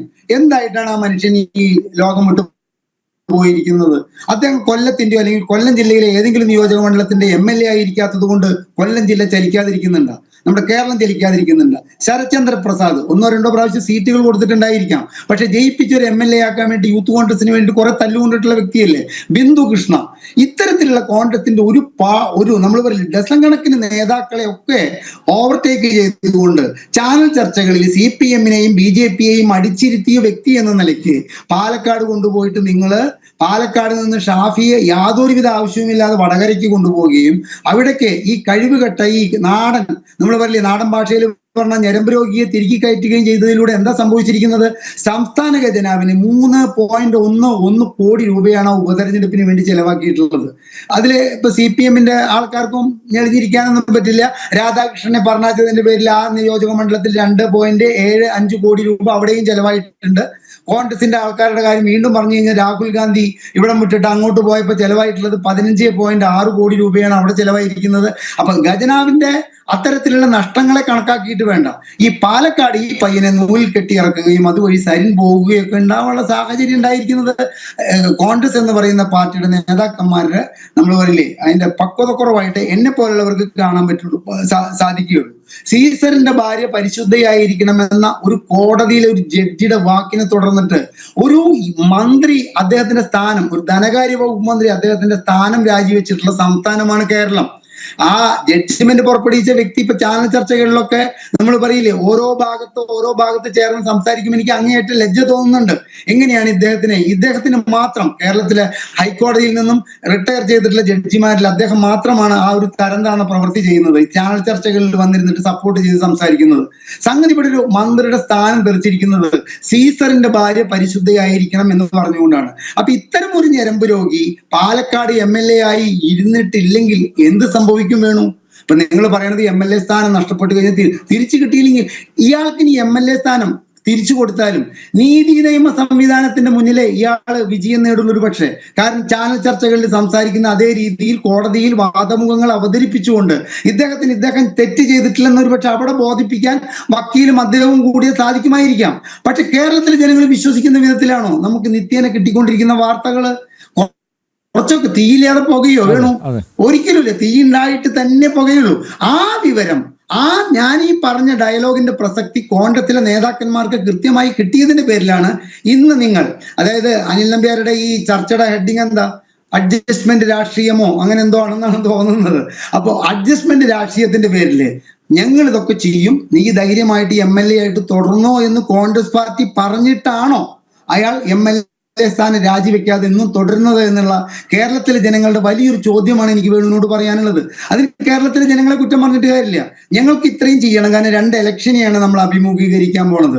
തദ്ദേശ സ്വയംഭരണ സ്ഥാപനവും നിയമസഭാ ഇലക്ഷനും വരുമ്പോൾ ഞങ്ങൾക്ക് ഞങ്ങളുടെ ഭാഗം പിടിച്ചു നിൽക്കാൻ ഒറ്റ വഴിയേ ഉള്ളൂ. പ്രാഥമിക അംഗത്വത്തിൽ നിന്ന് നിന്നെ സസ്പെൻഡ് ചെയ്തിരിക്കുന്നു, അല്ലെങ്കിൽ യൂത്ത് കോൺഗ്രസ് പ്രസിഡന്റ് സ്ഥാനം, കോൺഗ്രസ് പാർട്ടിയുടെ യൂത്ത് കോൺഗ്രസ് പ്രസിഡന്റ് സ്ഥാനത്ത് നിന്ന് അദ്ദേഹത്തിനെ മാറ്റിയതുകൊണ്ട് കേരളത്തിലെ കോൺഗ്രസ്സുകാർ ഒരുപക്ഷെ തൃപ്തികരമായിരിക്കാം. പക്ഷെ കേരളത്തിലെ ജനങ്ങൾക്ക് ജനാധിപത്യത്തിൽ വിശ്വസിച്ചുകൊണ്ട് നിങ്ങൾക്ക് വോട്ട് ചെയ്യുന്ന ജനങ്ങൾക്ക് ഒരു ബോധ്യം വരണമെങ്കിൽ എന്ത് വേണമെന്ന് പറയോ? കോൺഗ്രസ് നാളെ ഒരു ചർച്ചയില്, നാളെ ഇത്തരത്തിൽ കേരളത്തിലായാലും ഇന്ത്യയിലായാലും നമ്മുടെ അയൽ സംസ്ഥാനങ്ങളിലായാലും ഇത്തരം ഒരു ലൈംഗികാരോപണ പീഡനം നേടിയിട്ട് ഒരു വ്യക്തിയെ കുറിച്ചിട്ട് MLA സ്ഥാനത്ത് നിന്ന് മറ്റു രാഷ്ട്രീയ പാർട്ടികൾ മാറാത്ത സാഹചര്യത്തില് കേരളത്തിലെ കോൺഗ്രസ് നേതൃത്വം ആ MLA ആ ആരോപണം കേട്ട വഴിക്ക് MLA സ്ഥാനം രാജിവെപ്പിച്ചു എന്ന് ഉറക്കെ പറയാനുള്ള ഒരു അവസരം സൃഷ്ടിക്കാൻ ഇതിൽ പരം ഒരു സ്ഥാനം, ഇതിൽ പരം ഒരു സംഭവം പിന്നെ ഇനി എന്താണ് ഉണ്ടാവുക? ഇതുവരെയ്ക്ക് പുറത്തു വന്നിട്ടുള്ളത് 9 or 10 ആണ്. ഇനി എത്രയൊക്കെ പുറത്തു, ശരിക്കൊരു ഹണ്ടറായിട്ടാണ് ശ്രീ അനിൽ നമ്പ്യാർ പുള്ളി ചെയ്തിരിക്കുന്നത്. രാഷ്ട്രീയത്തിന്റെ മുഖംമൂടിയും രാഷ്ട്രീയത്തിന്റെ പിൻബലവും എനിക്ക് ഉണ്ട് എന്നുള്ള നിലയ്ക്ക് ഹണ്ട് ചെയ്യായിരുന്നു. ഞാൻ അറിഞ്ഞിടത്തോളം ശ്രീ വേണു ഒരു കാര്യം മനസ്സിലാക്കുക, 10 or 15 സ്ത്രീകള് ഭയന്നിട്ടും അവരുടെ മാനഹാനി ഭയന്നിട്ടുമാണ് പേര് പറയാത്തതും കാര്യങ്ങളും ഇയാളിൽ നിന്ന് ഇത്തരത്തിലുള്ള ഇയാളുടെ ഈ രാഷ്ട്രീയ മുഖംമൂടി ഇദ്ദേഹത്തിന് ചില മാധ്യമങ്ങൾ, ഞാൻ ഒരിക്കലും ജനത്തിനെ അതിനെ പറയില്ല, ചില മാധ്യമങ്ങൾ ഇദ്ദേഹത്തിനെ ഹൈലൈറ്റ് ചെയ്തുകൊണ്ട് ഇദ്ദേഹം ഉണരുകയും ഉണർന്നില്ലെങ്കിൽ കേരളം ഉണരില്ല, ഉറങ്ങിയില്ലെങ്കിൽ കേരളം ഉറങ്ങില്ല എന്ന നിലയ്ക്ക് ചില മാധ്യമങ്ങൾ ഇദ്ദേഹത്തെ ഹൈലൈറ്റ് ചെയ്തിട്ടുള്ളത് കൃത്യമായി അദ്ദേഹം വസൂൽ ചെയ്തിരിക്കുന്നത് ഈ സ്ത്രീകളുടെ ഹണ്ടിങ്ങിന് വേണ്ടിയിട്ടാണ്. ഒരു സംശയവുമില്ല. പക്ഷെ ഞാൻ വേണുവിനോട് ഒരു കാര്യത്തിൽ യോജിക്കുന്നു. കേരളത്തിലെ നിലവിലുള്ള ഒരു രാഷ്ട്രീയ പാർട്ടിക്കും MLA സ്ഥാനം രാഹുൽ മാങ്കൂട്ടത്തിൽ രാജിവെക്കണം എന്ന് പറയാനുള്ള അർഹതയില്ല. കാരണം എല്ലാ പാർട്ടികളിലും ഉണ്ട്, അമ്പ് കൊള്ളാത്തവരില്ല കുരുക്കളിൽ. എല്ലാ രാഷ്ട്രീയ പാർട്ടികളിലും ഇത്തരം ഞരമ്പ് രോഗികളായ കീടങ്ങളുണ്ട്, സൂക്ഷ്മാണുക്കളുണ്ട്. അതുകൊണ്ട് അവർക്കൊന്നും പറയാൻ പറ്റില്ല. പക്ഷെ MK ഹരിദാസൻ എന്ന് പറയുന്ന ഒരു രാഷ്ട്രീയ പാർട്ടിയോടും കഴിഞ്ഞ 30 വർഷമായിട്ട് നീതി പുലർത്താത്ത ഒരു വ്യക്തി പറയുന്നു രാഹുൽ മാങ്കൂട്ടം മാറി നിന്നുകൊണ്ട് MLA സ്ഥാനം രാജിവെച്ചുകൊണ്ട് കേരളത്തിലെ കോൺഗ്രസ് നേതൃത്വത്തിന് ഒരു പൊന്തുവൽ ചാർത്തി കൊടുക്കാനുള്ള ഒരു അവസരമാണ് നിങ്ങൾ ഈ വൈകിപ്പിച്ചിട്ട് ഇല്ലാതാക്കുന്നത്. ഇതുകൊണ്ട് പഞ്ചായത്ത് തെരഞ്ഞെടുപ്പിൽ നിങ്ങൾക്ക് 10 സീറ്റെങ്കിലും നഷ്ടപ്പെടാനേ പോകുന്നുള്ളൂ. അടുത്ത നിയമസഭാ തെരഞ്ഞെടുപ്പിലും നിങ്ങളുടെ ഈ ഭരണം തിരിച്ചു പിടിക്കാമെന്നുള്ള കേരളത്തിലെ ജനങ്ങൾ അങ്ങേയറ്റം ബുദ്ധിമുട്ടിക്കൊണ്ടിരിക്കുന്ന ഒരു സാഹചര്യമാണ് വേണു. ഈ ചെറുക്കൻ മൂലം വന്നു ചേർന്നിട്ടുള്ളത് നിസ്സാരമായിട്ടുള്ളൊരു കാര്യമല്ല. കേരളത്തിലെ 15% ജനങ്ങളുടെ വോട്ടാണ് ആര് അധികാരത്തിൽ കയറണമെന്ന് തീരുമാനിക്കുന്നത്. അവർ നിഷ്പക്ഷരാണ്. ആ നിഷ്പക്ഷരായ എനിക്ക് പരിചയമുള്ള വാട്സപ്പ് ഗ്രൂപ്പുകളിൽ വന്നുകൊണ്ടിരിക്കുന്നത് രാഹുൽ മാങ്കൂട്ടത്തിൽ തെറ്റ് ചെയ്തിട്ടുണ്ട്, രാഹുൽ മാങ്കൂട്ടത്തിനെ മാറ്റി നിർത്തണമെന്നാണ്. അതിന് കോൺഗ്രസ് നേതൃത്വം തയ്യാറാവാൻ വേണുവിനെ പോലുള്ളവർ കൃത്യമായി സമ്മർദ്ദം ചെലുത്തണമെന്നാണ് എനിക്ക് പറയാനുള്ളത്. ശ്രീ അനിൽ നമ്പ്യാർ. സാധാരണ പാർട്ടിക്ക് അകത്ത് അമർഷം ഉണ്ടാവാറില്ല, പ്രതിഷേധം ഉണ്ടാവാറില്ല, രോഷപ്രകടനങ്ങൾ ഉണ്ടാവാറില്ല. പക്ഷേ പതിവിൽ നിന്ന് വ്യത്യസ്തമായി കോൺഗ്രസ്സിന് അകത്തുള്ള വനിതകൾ അടക്കം രാഹുൽ മാങ്കൂട്ടത്തിനെതിരെ രംഗത്ത് വന്നു എന്നുള്ളതാണ് ശ്രദ്ധേയം. അഡ്വക്കേറ്റ് ജയസൂര്യൻ, നോക്കൂ, ഇപ്പോൾ എത്ര ദിവസമായി ഒരു MLAക്ക് മണ്ഡലത്തിലോട്ട് പോകാൻ പറ്റുന്നില്ല, കാലെടുത്ത് കുത്താൻ പറ്റുന്നില്ല, അടൂരിലെ വീട്ടിൽ തന്നെ ഇരിക്കുകയാണ്. MLAയുടെ അവസ്ഥ നോക്കൂ. അപ്പോൾ മണ്ഡലത്തിലെ വികസന പ്രവർത്തനങ്ങൾ ഏറ്റെടുത്ത് നടത്തേണ്ട ഒരാളാണ്. മണ്ഡലത്തിലെ ജനങ്ങളുടെ പ്രശ്നങ്ങൾ അത് അധികാരികളെ അറിയിക്കേണ്ട ഒരു വ്യക്തിയാണ് ഇദ്ദേഹം. അപ്പോൾ ഇങ്ങനെ പോവുകയാണെങ്കിൽ MLA സ്ഥാനം രാജിവെക്കുന്നതല്ലേ ഉചിതം? മറ്റൊരാൾ വരട്ടെ പാലക്കാടിൻ്റെ പ്രതിനിധിയായിട്ട്. തീർച്ചയായിട്ടും അതെ. നേരത്തെ ശ്രീ വേണു ചോദിച്ചപ്പം ഈ BJPയിൽ ഇങ്ങനെയുള്ള സംഭവങ്ങളൊക്കെ തീരെ കുറവായതുകൊണ്ട് ഇത് നമ്മുടെ ഓർമ്മയിൽ ഉണ്ടാവില്ല. അതുകൊണ്ട് ഞാനൊന്ന് നോക്കിയെടുക്കായത് അങ്ങനെ ഒരു പ്രീസിഡന്റ് ഉണ്ടോ എന്ന് വേണോ ചോദിച്ചത്. തീർച്ചയായിട്ടും ഉണ്ട്. മധ്യപ്രദേശിലെ BJPയുടെ ധനകാര്യ മന്ത്രിയായിരുന്ന രാഘവ്ജി, അദ്ദേഹത്തിന് നേരെ ഇതുപോലൊരു ആരോപണം ഉണ്ടായി. അദ്ദേഹം മന്ത്രിസ്ഥാനം മാത്രമല്ല MLA സ്ഥാനം കൂടെ രാജിവെച്ചു. രണ്ടും രാജിവെച്ചിട്ട് മാറി നിന്നു. പിന്നീട് നടന്ന ഇലക്ഷനിൽ അദ്ദേഹം വിജയിച്ച് തിരിച്ചു വരികയും ചെയ്തു. അപ്പൊ അങ്ങനെ ഒരു സംഭവം ഉണ്ട്. അങ്ങനെയുള്ള സംഭവങ്ങൾ BJPയിൽ തീരെ കുറവായതുകൊണ്ടാണ് ഇത് തപ്പിയെടുക്കേണ്ടി വന്നത്. അതുകൊണ്ടാണ് ഞാൻ പറഞ്ഞത് ഇത് തീർച്ചയായിട്ടും ഇങ്ങനെ ചെയ്യുക തന്നെ വേണം. ഇത് ധാർമ്മികതയ്ക്ക്, രാഷ്ട്രീയത്തിന് കുറെ കൂടി വലിയ മൂല്യം കൊടുക്കേണ്ട കാലഘട്ടമാണ്. കാരണം ഇപ്പൊ രാഷ്ട്രീയക്കാരെ കുറിച്ച് തീരെ മൂല്യമില്ലാത്തവർ എന്നുള്ള നിലയിലുള്ള ചർച്ചയാണ് സമൂഹത്തിൽ കാണുന്നത്. അതിന് പല കാരണങ്ങളുണ്ട്. എന്തുകൊണ്ടെന്നാൽ ഇപ്പോ ഒരു പ്രധാനപ്പെട്ട കാരണം സോഷ്യൽ മീഡിയയും ഒക്കെ ഇക്കാര്യത്തിൽ വളരെ അലേർട്ടാണ്. കൂടുതൽ ചർച്ചകൾ നടക്കുന്നുണ്ട്. എന്നാൽ അതോടൊപ്പം തന്നെ പൊതുസമൂഹത്തിൽ അവരുടെ വില ഇടിഞ്ഞു പോകുന്നുണ്ട്. MJ അക്ബർ എന്ന് പറഞ്ഞൊരു മന്ത്രി ഉണ്ടായിരുന്നു BJPക്ക്. അദ്ദേഹവും ഇതുപോലെ രാജിവെച്ചയാളാണ്. അദ്ദേഹം കേന്ദ്രമന്ത്രിയായിരുന്നു. അപ്പോ അങ്ങനെ രാജിവെച്ച് ഇത് കാണിച്ചു കൊടുക്കാൻ കഴിയുന്ന ഒരു സംസ്കാരം ഉള്ളതുകൊണ്ടാണല്ലോ കോൺഗ്രസിനെ പിന്തള്ളി BJPക്ക് മുന്നോട്ട് വരാനും ഇന്ന് തുടർച്ചയായിട്ട് ഇന്ത്യ ഭരിക്കാനും പല സംസ്ഥാനങ്ങൾ ഭരിക്കാനും സാധിക്കുന്നത്. അപ്പൊ ധാർമ്മികതയ്ക്ക് വിലയുണ്ടോ എന്നുള്ളതിന്റെ സമൂഹത്തിൽ കൊടുത്ത വലിയ സാക്ഷ്യപത്രങ്ങളാണ് ഞാൻ ഈ പറഞ്ഞ 2 ഉദാഹരണങ്ങൾ. ഇത് ഒരിക്കലും സമൂഹത്തിന് ആശാസ്യമായ ഒരു കാര്യമല്ല. ഇങ്ങനെ വന്നാലുള്ളൊരു പ്രശ്നം, ധാർമ്മികമായിട്ടുള്ള ഈ അപക്ഷയം എന്ന് പറയുന്നത് എല്ലാ മേഖലകളിലേക്കും കടക്കും. രാഷ്ട്രീയത്തിന്റെ മേഖലയിൽ, സമ്പത്തിന്റെ മേഖലയിൽ, ബിസിനസിന്റെ, വ്യവസായത്തിന്റെ എല്ലാ മേഖലകളിലേക്കും വന്നു കഴിഞ്ഞാൽ രാജ്യം തകർന്നു പോകും. രാജ്യം തകർന്നു പോകുന്നതിന് മുമ്പ് ഈ ധാർമ്മിക ച്യുതി സംഭവിച്ച രാഷ്ട്രീയ പാർട്ടികളും തകർന്നു പോകും. അപ്പൊ അതൊരു ഭീകരമായ ഒരു അവസ്ഥയാണ്. അതിനുള്ള ഉത്തരവാദിത്വം രാഷ്ട്രീയ പാർട്ടികൾക്കുണ്ട്, രാഷ്ട്രീയ നേതൃത്വത്തിനുണ്ട്. അവരത് ഗൗരവപൂർവ്വം വിലയിരുത്തേണ്ട ഒരു കാര്യമാണ്.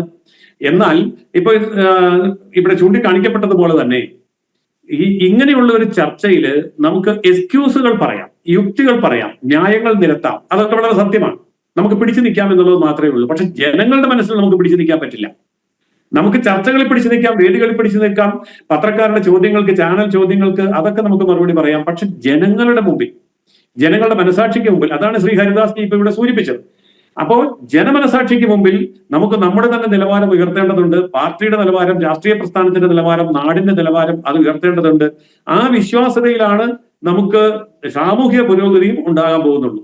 അതാണ് ഇപ്പോൾ കഴിഞ്ഞ 11 വർഷക്കാലം ഒരു പൈസയുടെ അഴിമതിയില്ലാത്ത ഒരു ഭരണം നടക്കുന്ന ഒരു പാർട്ടി എന്നുള്ള നിലയിൽ തുടർച്ചയായ സംസ്ഥാനങ്ങളിലും കേന്ദ്രത്തിലും BJP ഭരണത്തിലിരിക്കാനുള്ള അടിസ്ഥാനപരമായ കാരണം ധാർമ്മികമായ അടിത്തറയുള്ള ഒരു പാർട്ടിയാണ്, ധാർമ്മികമായ ഒരു നേതൃത്വമാണ്.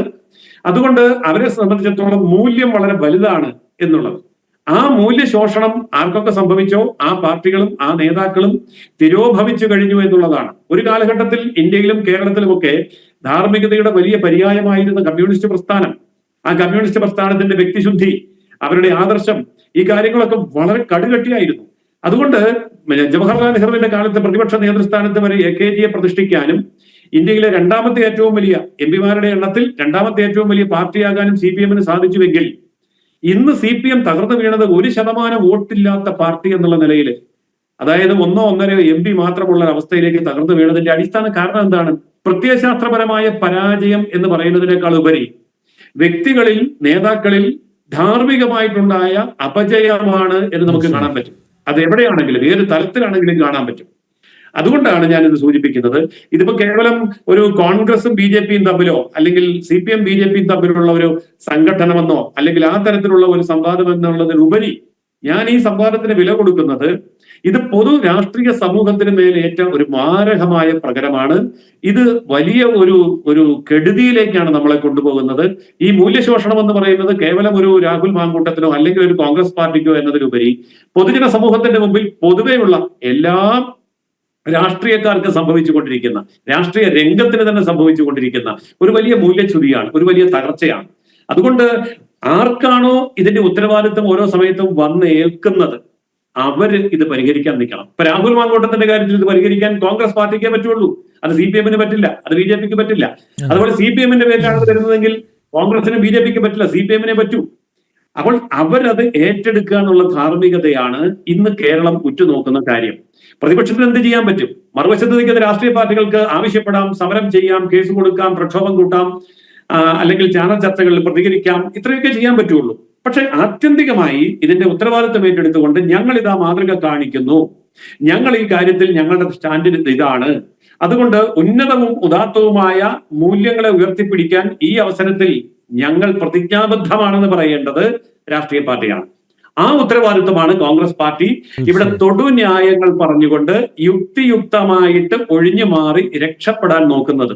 അതാണ് ഞാൻ നേരത്തെ സൂചിപ്പിച്ചത്. അത് കോൺഗ്രസ് പാർട്ടിക്ക് വലിയ ഡാമേജ് ഉണ്ടാക്കും, രാഷ്ട്രീയ രംഗത്തിന് പൊതുവെ ഡാമേജ് ഉണ്ടാക്കും, ആത്യന്തികമായി നമ്മുടെ നാടിനും അത് ഡാമേജ് ഉണ്ടാക്കും. അതുകൊണ്ട് ഈ മൂല്യച്യുതിയും പുഴുക്കുത്തുകളും മാറ്റേണ്ടത് എവിടെയാണോ അത് സംഭവിച്ചത് അവിടെയുള്ളവരാണ് ആദ്യം ചെയ്യേണ്ടത്. അല്ലെങ്കിൽ ഇതൊരു ജനകീയ പ്രക്ഷോഭമായി മാറുകയും പിന്നീട് അവസാനം ഗത്യന്തരമില്ലാതെ രാജിവെക്കേണ്ടി വരികയും ചെയ്യുന്ന ഒരു സാഹചര്യം ഉണ്ടായാൽ അതിനെ നേരത്തെ ശ്രീ വേണു പറഞ്ഞതുപോലെ പരിഹരിക്കാൻ പറ്റാത്ത ഒരു നഷ്ടത്തിലേക്ക് പോകും. അതായത് അന്ന് രാജിവെക്കുമ്പോൾ, അന്ന് MLA സ്ഥാനം രാജിവെക്കുമ്പോൾ ജനങ്ങൾ ചോദിക്കും, എന്നാ പിന്നെ ഇത് നേരത്തെ ചെയ്തുകൂടെ? ജനരോഷം ഭയം അവസാനം രാജിവെക്കേണ്ടി വന്നതുകൊണ്ടല്ലേ എന്ന് ചോദിക്കുന്ന ഒരു അവസ്ഥ ഉണ്ടാവും. ആ അവസ്ഥ ഉണ്ടാകരുതെന്നാണ് എനിക്ക് പറയാനുള്ളത്. ഓക്കെ, അഡ്വക്കേറ്റ് വേണു, നോക്കൂ, സ്പെഷ്യൽ ബ്രാഞ്ച് റിപ്പോർട്ട് കൊടുത്തിട്ടുണ്ട് സർക്കാരിന്.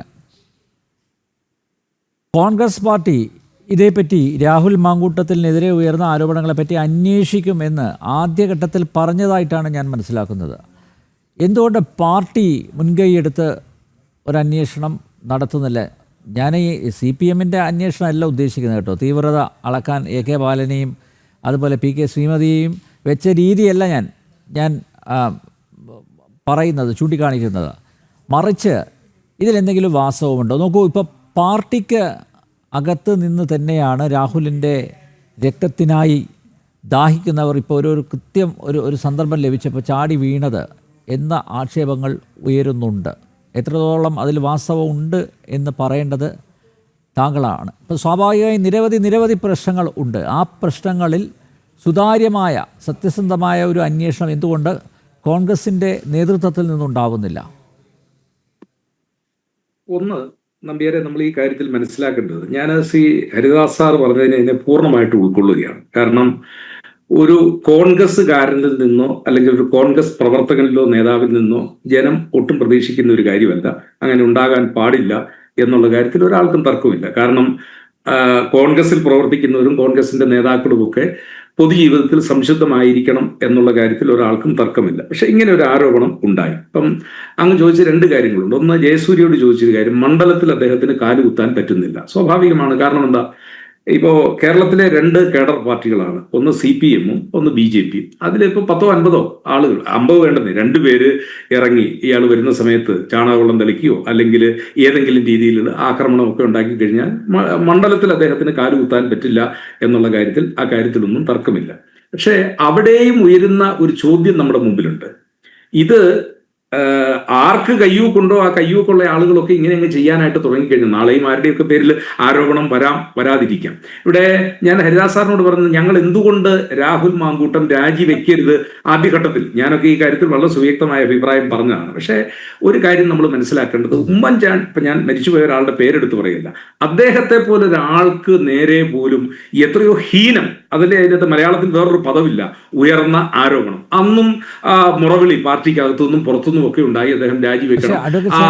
അതിലൊരു വ്യത്യാസമുണ്ട്. ഇവിടെ ശക്തമായ തെളിവുകളുണ്ട്, വാട്സപ്പ് സന്ദേശങ്ങളുണ്ട്, ശബ്ദ സന്ദേശങ്ങളുണ്ട്.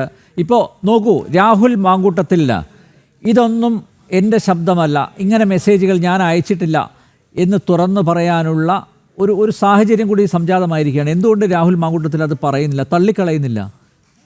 എന്തുകൊണ്ട്? അത് മാത്രമല്ല, അഥവാ ഇത്തരത്തിൽ പുള്ളി പറയുന്നത് പോലെ ഇത് ആർട്ടിഫിഷ്യൽ ഇൻ്റലിജൻസ് വഴി ക്രിയേറ്റ് ചെയ്യപ്പെട്ട ശബ്ദങ്ങൾ ആണെങ്കിൽ എന്തുകൊണ്ട് ഒരു അന്വേഷണം വേണമെന്ന് ആവശ്യപ്പെട്ട് പോലീസിന് എന്തുകൊണ്ട് പരാതി നൽകുന്നില്ല? ഈ ഓപ്ഷൻസ് എല്ലാം ഉണ്ടല്ലോ, രാഹുൽ മാങ്കൂട്ടത്തിൻ്റെ മുന്നിൽ ഈ ഓപ്ഷൻസ് എല്ലാം ഉണ്ടല്ലോ, എന്തുകൊണ്ട് അദ്ദേഹം അത് യൂസ് ചെയ്യുന്നില്ല?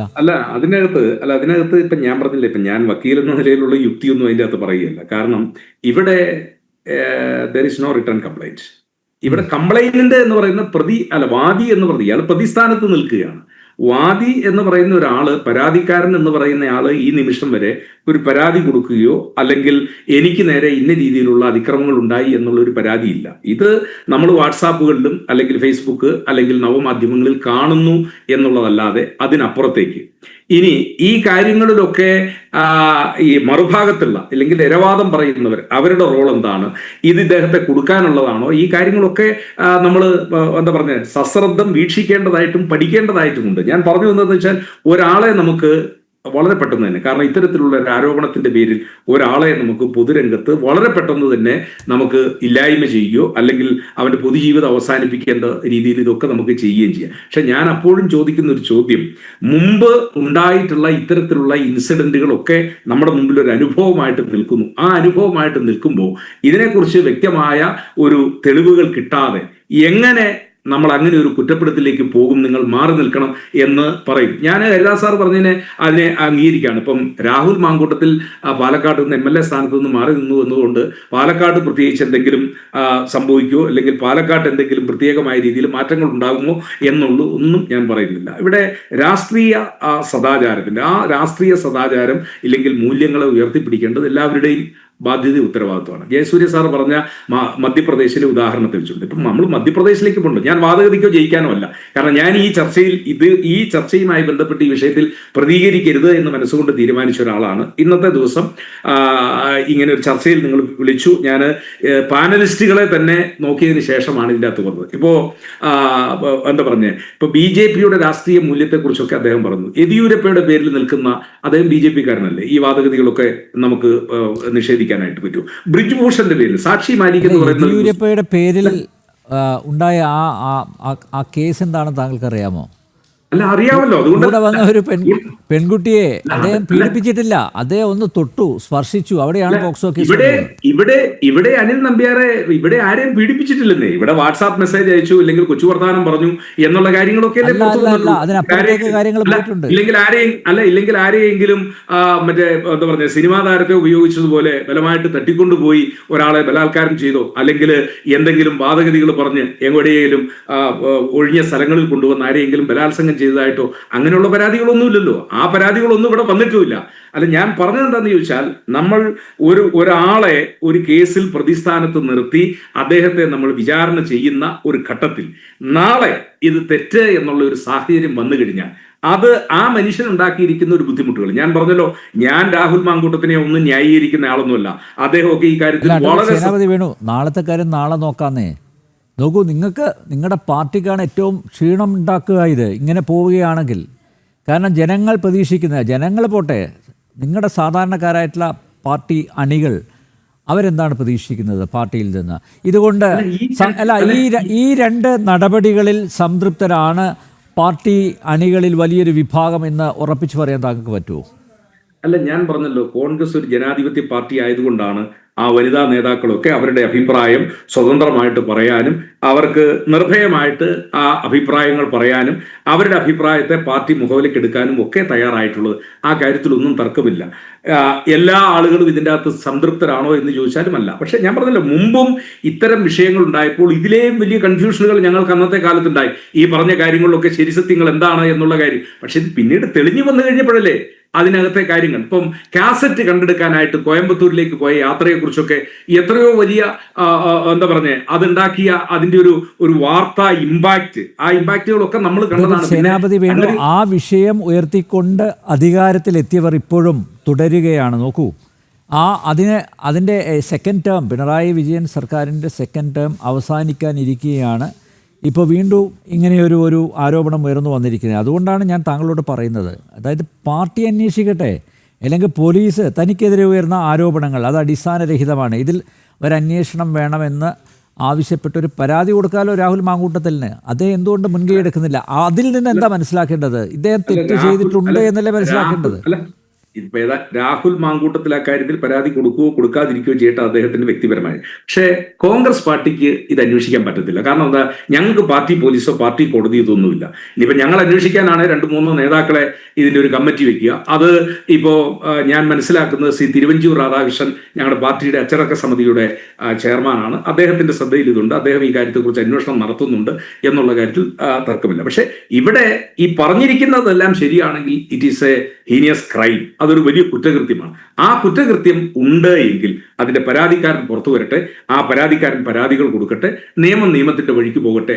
ആരും രാഹുൽ മാങ്കൂട്ടത്തിനെ സംരക്ഷിക്കാനായിട്ട് വരും എന്ന് ഞാൻ കണക്കാക്കുന്നില്ല. ഞാൻ ഹരിദാസ് സാർ പറഞ്ഞതിനെ വീണ്ടും ഒരിക്കൽ കൂടി ആവർത്തിക്കുന്നു. ഒരു കോൺഗ്രസ്കാരനിൽ നിന്ന് കേരളത്തിലെ പൊതുസമൂഹം പ്രതീക്ഷിക്കാത്ത ഒന്നാണ്. അങ്ങനെ ഒരു കാര്യം ഉണ്ടായിട്ടുണ്ടെങ്കിൽ, അങ്ങനെ ഒരു തെറ്റ് ചെയ്തിട്ടുണ്ടെങ്കിൽ അയാൾ ശിക്ഷിക്കപ്പെടണമെന്നുള്ള കാര്യത്തിൽ ഒരു തർക്കവുമില്ല. അത് നിയമമാണ്, അത് കണ്ടെത്തേണ്ടത്. ആ നിയമത്തിന്റെ വഴികൾ, ആ നിയമത്തിന്റെ കാര്യത്തിൽ പോകണം എന്നുള്ളതാണ് എനിക്ക് ആ കാര്യത്തിൽ പറയാം. ഏതായാലും പാർട്ടി ഈ കാര്യത്തെക്കുറിച്ച് അന്വേഷണം നടത്തേണ്ട വിഷയമല്ല, പാർട്ടിയുടെ അന്വേഷണത്തിന്റെ പരിധിയിൽ വരുന്ന ഒരു കാര്യവുമല്ല എന്ന് നമ്പ്യാരെ ഞാൻ ഓർമ്മപ്പെടുത്തുന്നു. യെസ്. ശ്രീ ഹരിദാസ്, നോക്കൂ, ഞാൻ നേരത്തെ പറഞ്ഞതുപോലെ ഇതിൽ ഈ ഞാൻ തെറ്റൊന്നും ചെയ്തിട്ടില്ല എന്ന് തെളിയിക്കേണ്ടത് രാഹുൽ മാങ്കൂട്ടമാണ്. രാഹുൽ മാങ്കൂട്ടം ഇപ്പോൾ അടൂരിലെ വീട്ടിൽ വെറുതെ ഇരിക്കുകയാണ്. ഇഷ്ടംപോലെ സമയമുണ്ട്. ഇപ്പോൾ ഇനിയിപ്പം പാർട്ടിയിൽ നിന്ന് സസ്പെൻഡ് ചെയ്യപ്പെട്ടതുകൊണ്ട് പാർട്ടിയുടെ ഒരു പിന്തുണയൊന്നും ഇതിൽ നിന്ന് ഈ ഒരു അന്വേഷണത്തിൽ അദ്ദേഹത്തിന് ലഭിക്കില്ല. ഈ ഒരു പോരാട്ടത്തിൽ, അതായത് താൻ തെറ്റ് ചെയ്തിട്ടില്ല എന്ന് തെളിയിക്കാനുള്ള പോരാട്ടത്തിൽ പാർട്ടിയുടെ പിന്തുണ അദ്ദേഹത്തിന് ലഭിക്കില്ല. കാരണം അദ്ദേഹം സസ്പെൻഷനിലാണ്. ഞാൻ നേരത്തെ പറഞ്ഞ പോലെ അദ്ദേഹത്തിൻ്റെ മുന്നിലുള്ള ഈ പോംവഴികൾ, ഒന്നുകിൽ പരാതി കൊടുക്കണം, പോലീസിന് പരാതി കൊടുക്കണം.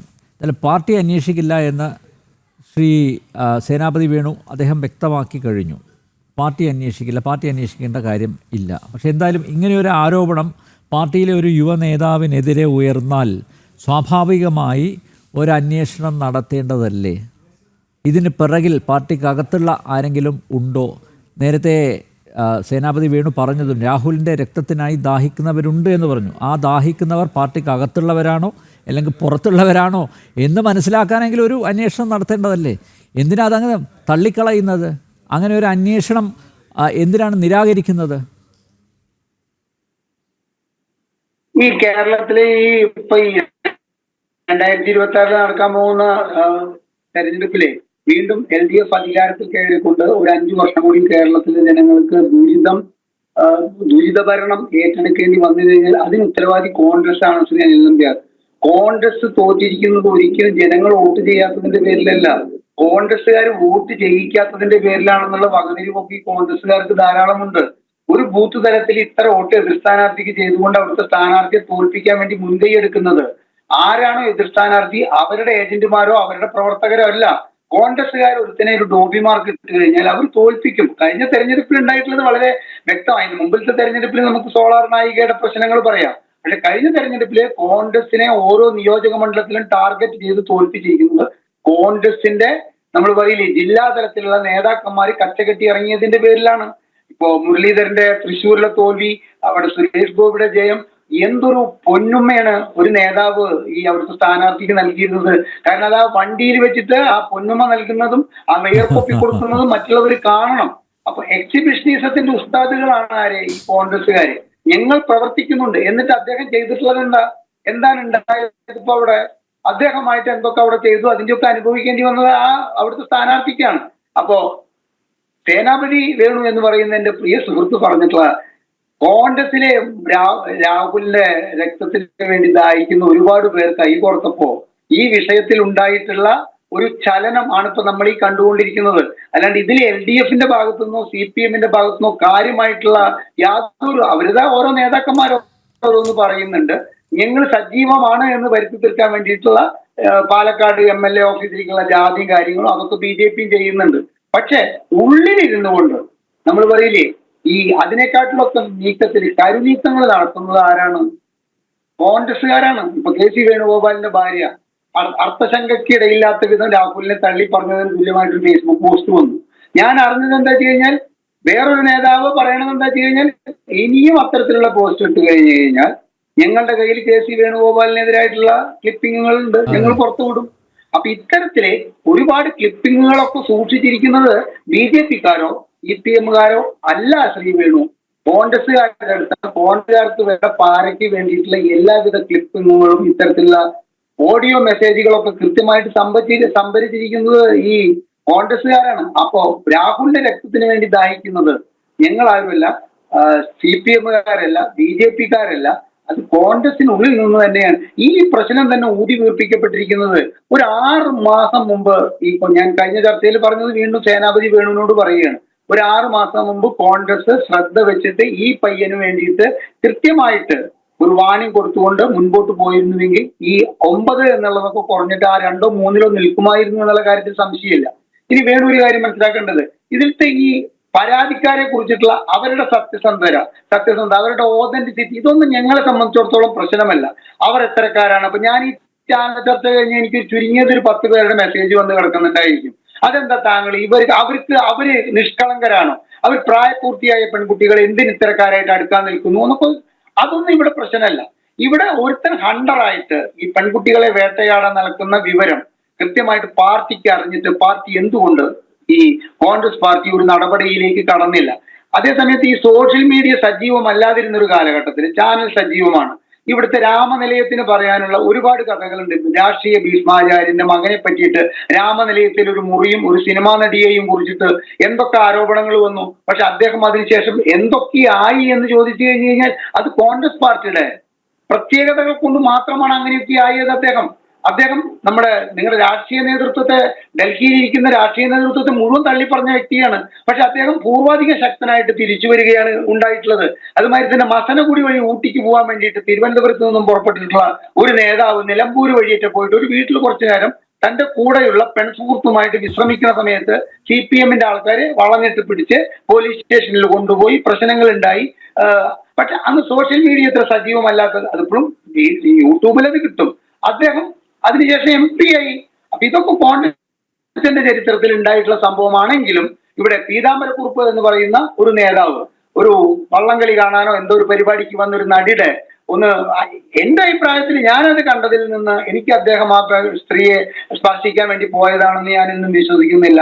അദ്ദേഹം കൈയെ വഴി ഒതുക്കി കൊടുക്കാൻ വേണ്ടിയിട്ടൊന്ന് കൈ നീട്ടിയതാണ്. കേരളത്തിൽ എന്തൊക്കെ പുകിലുകൾ ഉണ്ടാക്കി, ഉണ്ടാക്കിയിട്ടുള്ളത് ആരായിരുന്നു? ലോക്സഭാ ഇലക്ഷന്റെ അടുത്ത് വെച്ചിട്ടാണ് ആ സംഭവം ഉണ്ടായിരിക്കുന്നത്. അദ്ദേഹത്തിന് അവിടെ നിർത്താതിരിക്കാൻ വേണ്ടിയിട്ട് കോൺഗ്രസ്സുകാർ കളിച്ച കളിയായിരുന്നു ആ സംഭവം എന്നുള്ളത് പിന്നീട് നമുക്ക് നാട്ടിൽ അരമന രഹസ്യ അങ്ങാടിപ്പാട്ടായിട്ടുള്ളതല്ലേ.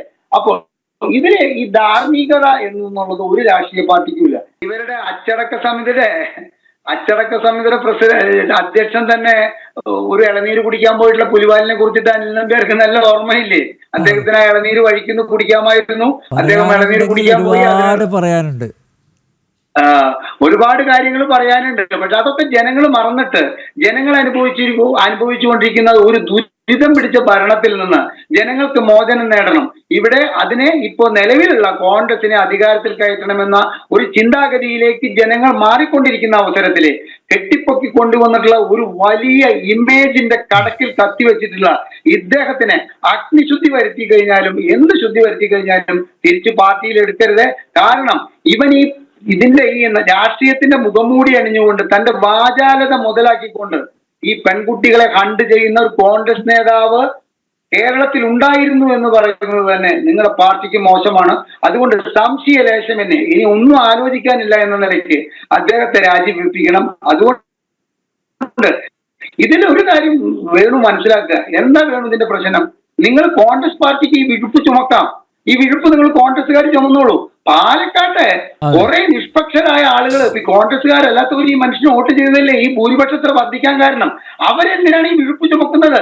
അവരിലേക്ക് എന്തിനാണ് രാഹുൽ മാങ്കൂട്ടത്തെ നിങ്ങൾ അടിച്ചേൽപ്പിക്കാൻ നിൽക്കുന്നത്? അവർ ആവശ്യപ്പെടുന്നു, മനസ്സുകൊണ്ട് ആവശ്യപ്പെടുന്നു, പരസ്പരം കാണുമ്പോൾ ആവശ്യപ്പെടുന്നു. 4 പേർ കൂടുന്നിടത്ത് സംസാരമാകുന്നു. ഇയാൾ രാജിവെക്കണം. ജയസൂര്യൻ നോക്കൂ, ഇപ്പം പാലക്കാടിന് ജനപ്രതിനിധി ഇല്ല നിയമസഭയിൽ. അപ്പോൾ അതിനൊരു ബദൽ സംവിധാനം ഏർപ്പെടുത്തേണ്ടതിൻ്റെ ഉത്തരവാദിത്തം BJPയിലും നിക്ഷിപ്തം അല്ലേ? കാരണം കഴിഞ്ഞ തെരഞ്ഞെടുപ്പിൽ നമുക്കറിയാം 2ാം സ്ഥാനത്ത് വന്നതാണ്. സ്വാഭാവികമായി എന്തായിരിക്കും ഒരു സംവിധാനം? കാരണം ജനങ്ങളുടെ പ്രശ്നങ്ങളുണ്ട്, വികസന പ്രശ്നങ്ങളുണ്ട്. പാലക്കാട്ടുകാർ എന്തിന് ഈ വിഴുപ്പ് പേറണം എന്ന ഹരിദാസിൻ്റെ ചോദ്യം ഏറെ പ്രസക്തമല്ലേ? തീർച്ചയായിട്ടും അത് വളരെ പ്രസക്തമാണ്. ഞാൻ അതിലേക്ക് വരാം. അതിനു മുമ്പ് ഒരു കാര്യം പറഞ്ഞോട്ടെ. അതായത് പൊതുവെ ഇത്തരം കേസുകൾ വരുമ്പോൾ CPM ആണെങ്കിലും കോൺഗ്രസ് ആണെങ്കിലും കേരളത്തിന്റെ പൊതുസമൂഹത്തിൽ രാഷ്ട്രീയ രംഗത്ത് ഒന്നും വേണ്ട. ഇപ്പൊ ഹരിദാസ് വീണ്ടും പ്രശ്നങ്ങൾ ഉണ്ടായി. താങ്കളത് ശ്രദ്ധിച്ചില്ല. ഞാൻ താങ്കളിലേക്ക് വരാം. ഞാൻ അതിനിടയിൽ അഡ്വക്കേറ്റ് ജയസൂര്യനിലേക്ക് പോയി. അദ്ദേഹം സംസാരിക്കുകയാണ് ഇപ്പോൾ. താങ്കളിലേക്ക് ഞാൻ വരാം. ഓക്കെ, അഡ്വക്കേറ്റ് ജയസൂര്യൻ തുടരാം.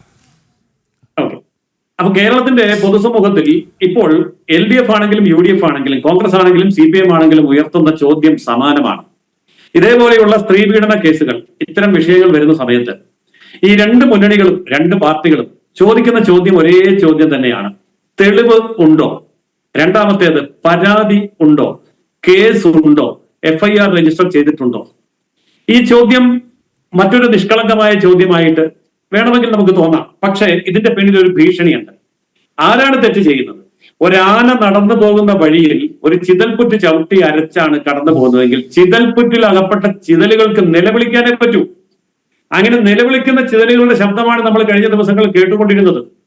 ഈ സ്ത്രീകള് അല്ലെങ്കിൽ പെൺകുട്ടികള്, പാർട്ടി പ്രവർത്തകരുടെ ഭാര്യമാര്, സഹോദരിമാര് അല്ലെങ്കിൽ സഹപ്രവർത്തകര്, ഇവരെ സംബന്ധിച്ചിടത്തോളം അവർക്ക് പരാതിയുണ്ട് എന്നവർ പറയുമ്പോൾ ആ പരാതി നിങ്ങൾ എന്തുകൊണ്ട് കേസാക്കുന്നില്ല? നിങ്ങൾ എന്തുകൊണ്ട് കോടതിയിൽ പോകുന്നില്ല? പോലീസിലേക്ക് പോകുന്നില്ല? എന്തുകൊണ്ട് റിട്ടൺ പെറ്റീഷൻ കൊടുക്കുന്നില്ല? എന്തുകൊണ്ട് FIR രജിസ്റ്റർ ചെയ്യുന്നില്ല എന്ന സാങ്കേതികമായ ചോദ്യം CPM-നും ചോദിക്കാം, കോൺഗ്രസിനും ചോദിക്കാം.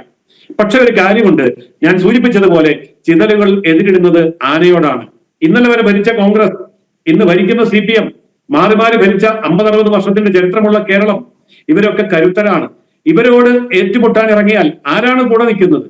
ഇവരുടെ പോലീസ്, ഇവർ വെച്ചിരിക്കുന്നതായിട്ടുള്ള പബ്ലിക് പ്രോസിക്യൂട്ടർമാർ, ഇവരുടെ കാലഘട്ടത്തിലൂടെ മാത്രം കടന്നു വന്നിട്ടുള്ള നീതി നിർവഹണ സംവിധാനം, അന്വേഷണ സംവിധാനങ്ങൾ, ഇവരൊക്കെ കൂടി വേട്ടയാടി ഈ പറയുന്ന പാവപ്പെട്ട പെൺകുട്ടികൾക്ക് നീതി എങ്ങനെ ലഭിക്കും എന്ന ഭീതിതരമായിട്ടുള്ള ഒരു ചോദ്യം ഈ പെൺകുട്ടികളുടെയും അവരുടെ കുടുംബാംഗങ്ങളുടെയും മനസ്സിൽ മുഴങ്ങുന്നുണ്ട്.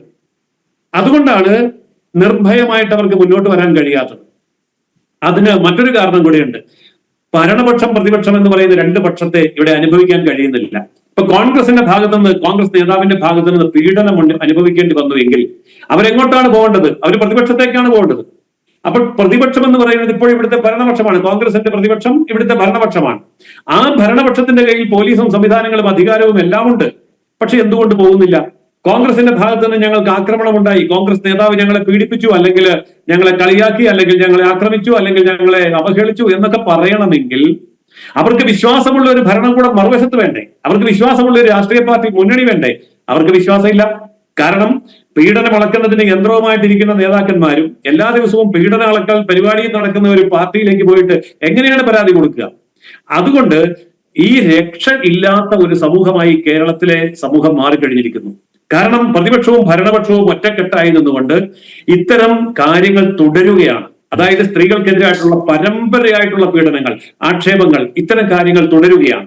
അതുകൊണ്ടാണ് BJP പാലക്കാട് ശക്തമായിട്ടുള്ള സാന്നിധ്യമായ BJP പറയുന്നത്, BJPക്കാർക്ക് ചോദിക്കാനുള്ള ചോദ്യം ഇതാണ്. അനിൽ നമ്പ്യാർ ചോദിച്ച, അതുപോലെ തന്നെ ഹരിദാസ് സാർ ചോദിച്ച അതേ ചോദ്യം തന്നെയാണ്. പാലക്കാടുകാർ ഈ വിഴുപ്പ് ചുമക്കേണ്ട ആവശ്യമുണ്ടോ?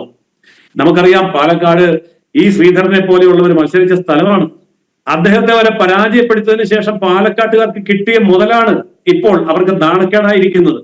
അപ്പോൾ തീർച്ചയായിട്ടും പാലക്കാടിന്റെ ചിന്ത BJP ഉയർത്തിപ്പിടിക്കുന്ന മൂല്യങ്ങളോടൊപ്പം തന്നെ നിൽക്കാനുള്ള സാധ്യത ഈ തെരഞ്ഞെടുപ്പിലുണ്ട് എന്നറിയാവുന്നത് കൊണ്ടാണ് തീർച്ചയായിട്ടും രാഹുൽ മാങ്കൂട്ടം രാജിവെക്കാത്തത് MLA സ്ഥാനം. അത് മാത്രമല്ല, രാഹുൽ മാങ്കൂട്ടം നമ്മൾ നോക്കുമ്പോൾ ഒരു പയ്യനാണ്. ഇപ്പൊ ഹരിദാസ് സാറൊക്കെ പറയുമ്പോഴും ഞാൻ പറയുമ്പോഴൊക്കെ ഒരു പയ്യനാണ്, കൊച്ചനാണ്, ചെറുപ്പക്കാരനാണ് എന്നൊക്കെ പറയാം. പക്ഷേ ഇവരൊക്കെ വമ്പന്മാരാണ്. എന്താണെന്നറിയാമോ?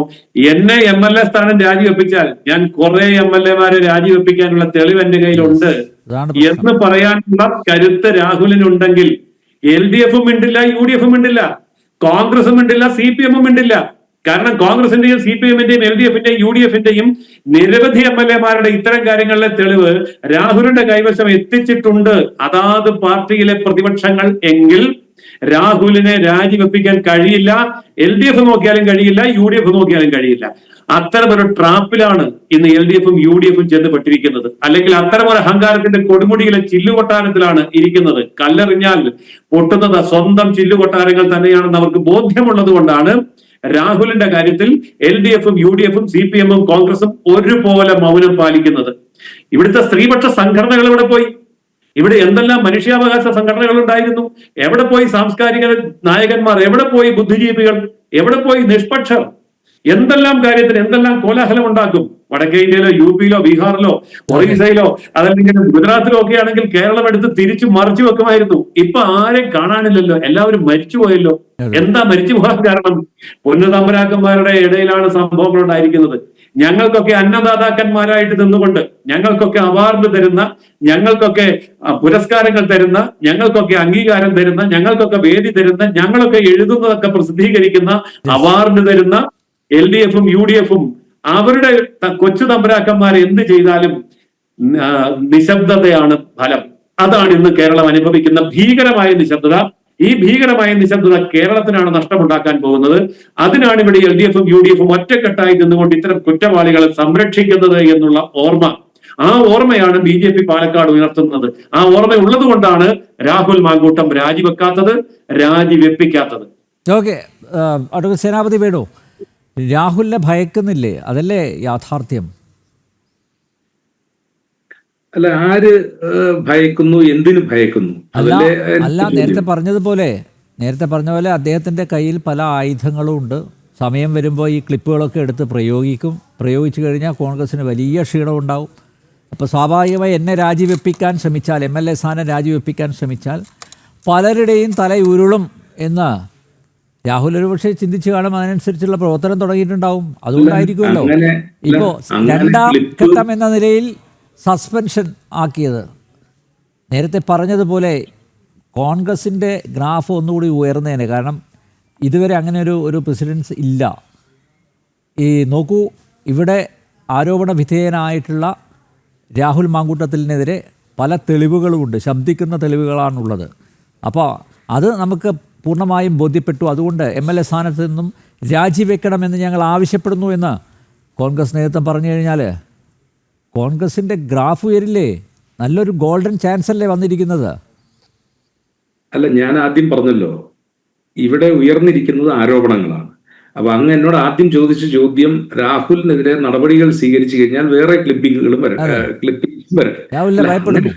അല്ല, അങ്ങനെ ക്ലിപ്പിംഗ്സുകൾ ഉണ്ടെങ്കിൽ അത് പുറത്തോട്ട് വരട്ടെ. കാരണം ഇത് ഒന്നുകിൽ അതിനൊക്കെ ഒരു അവസാനം ഉണ്ടാകട്ടെ. കാരണം ഈ രാഷ്ട്രീയ പൊതുപ്രവർത്തനം നിയമസഭാ തെരഞ്ഞെടുപ്പിന് മുമ്പ് ഉള്ള ക്ലിപ്പിങ്ങുകളെല്ലാവരും പുറത്തിറക്കട്ടെ. ഇറക്കട്ടെ. അപ്പോ സംശുദ്ധമായ രാഷ്ട്രീയം, അപ്പം യഥാർത്ഥ രാഷ്ട്രീയക്കാരും രാഷ്ട്രീയത്തിലെ ഈ എന്താ പറഞ്ഞ മൂടുപടം അണിഞ്ഞിട്ടുള്ള അവരും അത് പുറത്തു വരട്ടെ. അത് പുറത്തു വന്നേ മതിയാവും. അല്ലാതെ ഇത് എത്ര കാലം നമുക്ക് സേനാപതിയോട് താങ്കൾക്ക് പറയാം, പക്ഷേ എല്ലാ നേതാക്കന്മാരും ഇങ്ങനെ വന്നോട്ടെ എന്ന് പറയില്ല കേട്ടോ. അല്ല, ഞാൻ പറഞ്ഞത് അതുപോലെ പറയാൻ ആർജവമുള്ളവരുടെ ഒരു പാർട്ടിയായും അതുപോലെ പറയാൻ ആർജവമുള്ളവരുടെ ഒരു സമൂഹമായി നമ്മുടെ സമൂഹം മാറണം. സമൂഹത്തിൽ ഹരിദാസ് സാർ പറഞ്ഞ് ഞാൻ വീണ്ടും ആവർത്തിക്കുന്നു, രാഷ്ട്രീയത്തിന്റെ മറവിൽ അല്ലെങ്കിൽ രാഷ്ട്രീയം ആർക്കെങ്കിലും ധനസമ്പാദനത്തിനോ അതല്ല എങ്കിൽ ഈ രീതിയിലുള്ള പ്രവർത്തനങ്ങൾ നടത്താനുള്ളതോ അല്ല. കാരണം ഇതൊക്കെ എന്ന് പറഞ്ഞാൽ എത്രയോ നമ്മുടെ മുൻഗാമികൾ എത്രയോ ത്യാഗങ്ങളൊക്കെ സഹിച്ചതിന് ശേഷം ഉണ്ടായിരിക്കുന്ന രാഷ്ട്രീയ സംവിധാനമാണ്. അപ്പൊ ആ രാഷ്ട്രീയ സംവിധാനത്തെ ആരെങ്കിലും ദുരുപയോഗപ്പെടുത്തുന്നുണ്ട് എങ്കിൽ അത് കാലത്തിന്റെ ഒരു കാവ്യനീതിയും കൂടിയാണ്. അവർ പുറത്തു പോകും എന്നുള്ള കാര്യത്തിൽ ഒരു തർക്കവും. പിന്നെ ഒരു കാര്യം കൂടെ പറഞ്ഞോട്ടെ, പിന്നെ പാലക്കാട്ട് ബി ജെ പിക്ക് സമരം ചെയ്യാനുള്ള സ്വാതന്ത്ര്യമൊക്കെ ഉണ്ട്, അതിനെയൊന്നും ഞങ്ങൾ നിഷേധിക്കുന്നില്ല. പക്ഷെ ബി ജെ പിക്കാരുടെ ആരുടെ വോട്ട് കൊണ്ടല്ല രാഹുൽ മാങ്കൂട്ടത്തിൽ ജയിച്ചത്. നിങ്ങൾക്ക് വേണ്ടത് രാഹുൽ മാങ്കൂട്ടം രാജിവെച്ചതിന് ശേഷം അവിടെ തെരഞ്ഞെടുപ്പ് നടന്ന് ഇനിയിപ്പോൾ അവിടെ ജയിക്കാൻ പറ്റുമോ എന്നുള്ളതാണ്. ഇനി MLA-യുടെ എന്താ പറഞ്ഞ അദ്ദേഹത്തെ പുറത്തിറക്കാൻ പറ്റാതെ അവിടെ എങ്ങനെ MLA-യുടെ കാര്യങ്ങൾ നടത്തും എന്നുള്ളതാണ്. അതൊക്കെ നമ്മുടെ സംവിധാനത്തിൽ നടന്നു പോകുന്നു. ഇപ്പൊ ഞങ്ങളുടെ തൊട്ടായ ഒരു വാക്കോടെ പറഞ്ഞോണ്ട് നിയോജക മണ്ഡലം പീരിമേട്ടിൽ വാഴൂർ സോമൻ MLA മരണപ്പെട്ടു. അവിടെ ഇനിയിപ്പോ തെരഞ്ഞെടുപ്പ് വരുവോ വരാതിരിക്കുകയോ അവിടുത്തെ കാര്യങ്ങൾ അതൊക്കെ സംവിധാനങ്ങൾ നടന്നു പോകുമല്ലോ. ഒരു ജനാധിപത്യ പ്രക്രിയയിൽ അതൊക്കെ സ്വാഭാവികമായിട്ടും നടക്കും എന്നുള്ള കാര്യത്തിൽ തർക്കമില്ല. പക്ഷേ രാഹുൽ മാങ്കൂട്ടത്തിനെ ഞങ്ങൾ ഭയപ്പെടുന്നു അല്ലെങ്കിൽ കോൺഗ്രസ് ഭയപ്പെടുന്നു എന്ന ഒരു പുതിയ നറേറ്റീവ്, അതുകൊണ്ടാണ് നടപടികൾ സ്വീകരിക്കാത്തത് എന്നുള്ളതല്ല. അദ്ദേഹത്തിനെതിരെ കൃത്യമായ തെളിവുകളും അതോടൊപ്പം തന്നെ നിയമ സംവിധാനം ഉണ്ടാകുന്ന സമയത്ത് അദ്ദേഹം മറ്റ് തുടർ നടപടികൾ കോൺഗ്രസിന്റെ ഭാഗത്തുനിന്ന് ഉണ്ടാകും എന്നാണ് എനിക്ക് പറയാൻ. വളരെ പ്രസക്തമായിട്ടുള്ളൊരു ചോദ്യമാണ്, പാർട്ടിക്ക് വേണ്ടാത്ത ഒരാളെ എന്തിനാണ് പാലക്കാട്ടുകാർ ചുമക്കുന്നത് എന്ന്. അതിന് കൃത്യമായിട്ടുള്ള മറുപടി നൽകേണ്ടത് കോൺഗ്രസ് നേതൃത്വം ആണ്. നടപടി ഉണ്ടാവും എന്ന് തന്നെയാണ് പാലക്കാട്ടെ ജനങ്ങൾ പ്രതീക്ഷിക്കുന്നത്. ജനറൽ ഡിബേറ്റ് ഇവിടെ പൂർണ്ണമാകുന്നു. ചർച്ചയിൽ പങ്കെടുത്ത എല്ലാ അതിഥികൾക്കും നന്ദി. ഒപ്പം പെക്ഷർ.